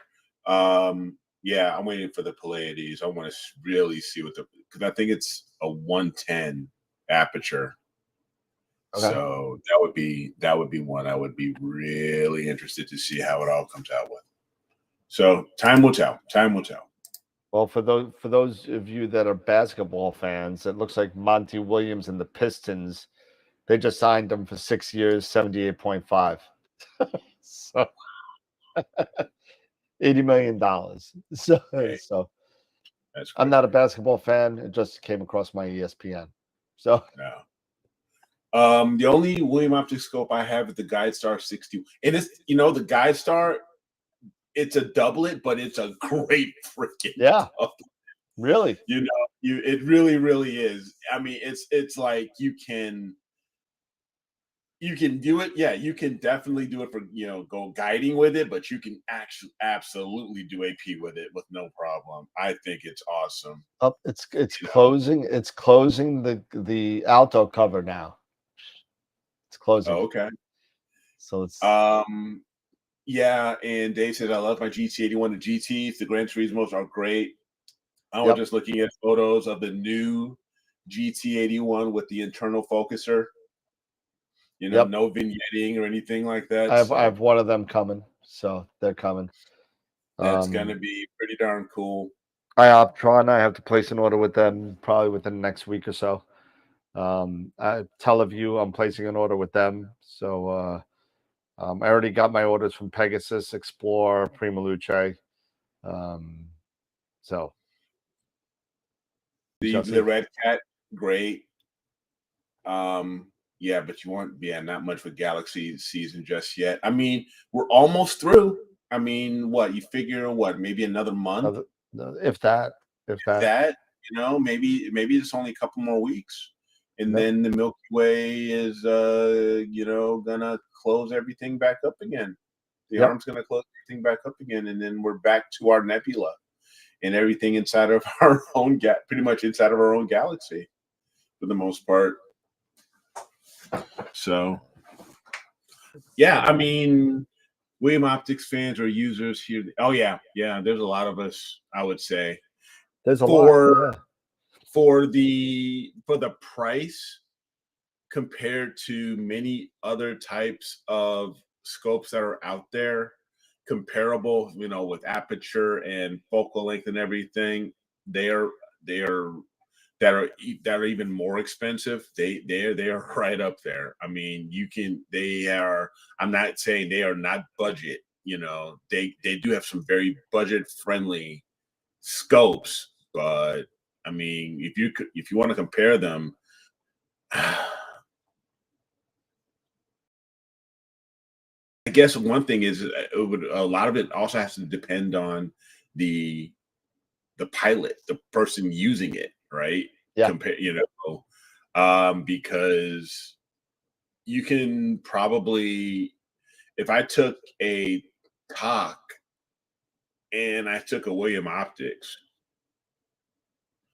really, could you really honestly tell a difference from the image? Could you really honestly tell the difference from the image? I think it's all about the pilot, the one who's driving, flying the plane, driving the ship, would be what my thought would be as far as comparing these guys. Sometimes it's just, about who's behind the stick and who's going to do it. Yeah, maybe Pixel Peep. Yeah, it's the processing, Yep. It is. It's in the processing. Definitely is I mean, it's not easy. It's not an easy trade. It really isn't. And no. the plugins and stuff is making it easier. But it's still, you still got to know what you're doing. Yeah, you still got to know what you're doing. But what I'm saying is if you're in that, if you have certain, if you're in a certain budget, or you have to want to stay within a certain budget, or maybe you don't have a budget, maybe money's not the object, but it's just what makes sense. And you're comparing, are you just going to buy something simply for the name, or are you going to take a look at, what, this is just as good, if not very comparable, and I can get just as good of results out of this piece of glass with this, telescope manufacturer versus this one. Yep. Is it? That's just me. I mean, Pete, you're kind of quiet on that. What do you think? I mean, it's not like mounts. Mounts are totally different. Mounts, you make, that's the heart of everything. So you invest in that. But that scope, for the most part, when you have, say, a William Optics perhaps, and then you have maybe like a Stellar View or a TOC of comparable focal length and aperture, what would be the deciding factor for you? If you, even if, would it just be the name, or is it just something else? Well, I'll be honest with you. I mean, refractors will always give you the better color contrast as compared to reflectors. There's no question about it. So if color is important and you want contrast, then definitely refractors are. And I'll be honest with you, if you look at, like, and this is no disrespect whatsoever to Takahashi, you're paying 40% for the name of Takahashi. There's a lot of scope manufacturers out there that are under the radar. Case in point, William Optics. Behind me is Borg. Borg, once again, is a telescope made by a group of Canon engineers that went off and decided to say, hey, we're going to make APO scopes. Telview, another under the radar. I mean, they make the best eyepieces. So they make great quality optics. And I tell you one thing, they are a great, great scope. The 127, the 101, the 85, nothing wrong with it. It's just, unfortunately, with social media, people have kind of given status to certain specific scopes. Planewave, Takahashi, Tech, but as I said, you can definitely get some great deals. And as I said, not one scope is ever going to satisfy everything you're going to need. It depends upon what you want to do with it. Are you looking for galaxies? Are you looking for wide field nebula complexes? You're going to probably end up being like Eric, Dan, and myself. You're going to have maybe 2, maybe 3 scopes that you're going to just say, okay, that's my, those are my scopes. But you'll always have, out of those 3, there's always going to be that one that's going to always be your go-to grab-to scope that you're always going to use. So you're absolutely right. It just depends upon what it is that you want to do, and you got to give it some thought. I mean, most people will buy a scope thinking that they're going to start with visual, and then all of a sudden they say, well, I want to see the color. I'm just tired of looking at shades of gray and monochrome. Well, then they'll buy a camera, but they don't understand that now you've got the image circle. You got to get the right image scale with the right camera to match the focal length of that scope. But most people don't know that. So now you're going to get into issues where you're going to be either oversampled, undersampled. You've got to do your due diligence. You have to know exactly what it is that you want to do. Are you getting into doing visual observation, or are you going to get into AP work? If you're going to go into AP work, you're going to definitely spend a lot more money getting into AP work. Now, do you want to go with one-shot color? Do you want to go with monochrome? Well, we know monochrome, you're going to get a filter wheel and you're going to get filters. More expense involved. So you really got to kind of look at what it is that you want to do. Yeah. Yep, that's for sure. I mean, especially, if you're going to go from one shot to mono, there are some definite advantages. You have much more sensitivity, with a mono. You don't have to worry about, every pixel on that sensor is going to be that color of that you put over that you put that you put the filter on. It's going to be that color. You won't have to worry about, I'm only getting 25 out of that one pixel is only going to be 25% of red, 25% of blue, and 50% green. And guess what? And then by the end of everything, when you're doing your post processing, most of us, with the exception of Dan, because he likes Kermit, you're going to do SCNR. And you're gonna get rid of a lot of that green. Green right there. You gotta get rid of the green. So it's. I like the green. I like some green. You like the green in your photos, and you like the purple on your Nina. And in my wine. But as you said, Eric, I mean, once again, now it comes down to the fact is that, do you have the time? If you only got the time to set up at dusk and tear down at dawn, chances are you're only going to use a one-shot color camera. If you're going to go to Cherry Springs and you got 2 or 3 nights, then by all means, you'll probably end up taking your monochrome camera because you got the time to set up and do your filters, you do your broadband and narrowband. So you're right. You're going to probably end up getting, maybe eventually you're going to get 2 cameras, one shot color and a monochrome with filters and filter wheels. So you're absolutely right. This is a hobby that you'll get into, but boy, I tell you one thing, you just got to kind of do your due diligence and determine what it is that you initially want to start with and then kind of work from there. Yep. And it's like, I think Dan and Eric, you've always said, it's having the capability of having options. You know, the ability that you've got a couple of different choices that if one choice doesn't work, you can go to option B, option C. If you're just stuck with option A, oh man, now you're dead in the water. So get a setup, and if you customize it, make sure you've got the ability to have options to go with it. Yeah. That is true. And apparently something went wrong in my advanced sequencer with the flat panel.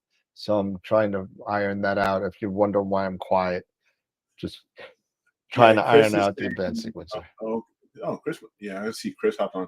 I love my Wave optic scopes, but I can't afford or mount anything with a focal length of my Edge 8 at f7. And yeah, that is very true. If you're talking about a refractor, oh God, yeah. Yeah. I mean, nowadays, what is it? Even the FLT 132 is barely. I don't even think it breaks over 1,000 millimeter focal length. I don't think so. Yeah. I think it's just under. I think it's like around 980. I mean, and you look at the 127 from Explorer is 952. I mean, yeah, my 130 Astrophysics is 870. So yeah.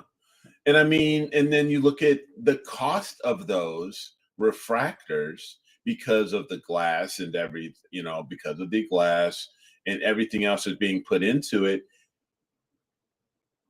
I totally hear you, Chris. I mean, you could get an Edge 8 with 1,400 millimeter of focal length, perfect for galaxy season and everything like that, and put it on that mount, and you're not spending between $4,000 to $5,000. Yeah, or more, for that refractor, because to Pete's point, yeah, the color and the contrast are fantastic with a refractor, but trying to get something of that long of a focal length to try to compare apples to apples of a refractor towards an f7, Schmidt Cassegrain 8-inch to that 1,400, it's not going to come close. I mean, nope. You can't come close and have and not truly break the bank. It's not going to happen. I mean, heck, you can buy an Edge 8 like I have for around $2,000, and then you buy a reducer for like another $3, maybe $4. Yep. Something like that, and boom, you're set there. Versus if you wanted to try to do something with a refractor, you're spending almost double that. You're spending actually double that, if not more. So. All right. Well, it's getting to be that time, fellas. Yeah, definitely. It's been, good stuff. Visual DSO, multiple focal lengths, and AP DSO, multiple focal lengths and speeds. Yeah, Jerry, the Edge 8, and I've talked about it constantly. I mean, Dan mentioned it, what I was saying this last week when I was listening on Friday. It's the Swiss Army knife. It is. All right. So we do have to give away a $50 gift certificate. So let's do that. And let's see, we'll do that. And again, $50 to Woodland Hills. Here we go.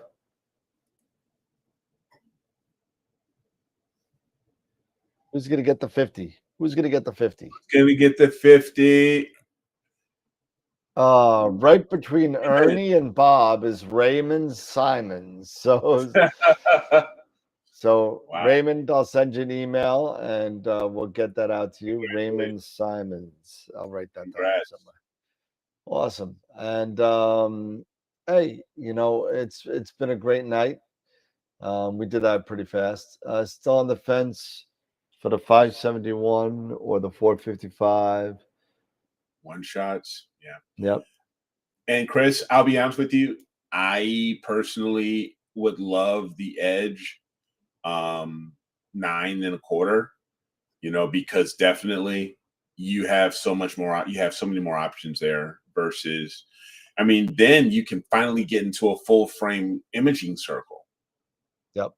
versus the 8, which I think is at best APS-C, and I mean, and you may end up having to crop a little because there may be a little bit of vignetting on the edges. Yeah. All right. So So yeah, it's final thoughts, I think. I think that's where we're at right now. yeah, that's where we're at.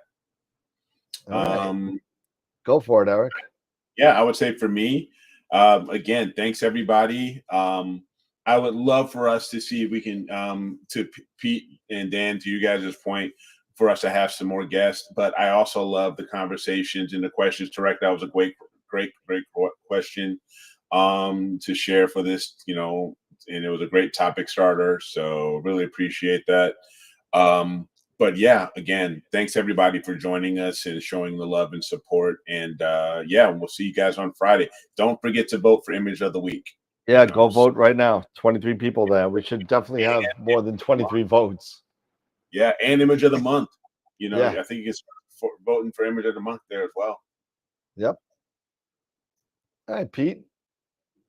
Oh, always cool hanging out with Mr. Eric and Mr. Dan. Always a pleasure. And definitely, please, everybody, go vote. We got to get some votes for the images. So Let's start getting that definitely let's do number up. that. And I'll definitely see you guys on Friday. Awesome. Cool. And listen, we're halfway through the month. So halfway through the year. Half of the year. So we're almost halfway through the year. We'll be, we're 5 months in on the calendar. So I'm going to be starting hitting up you guys for the high res versions for you pictures of the month winner out there.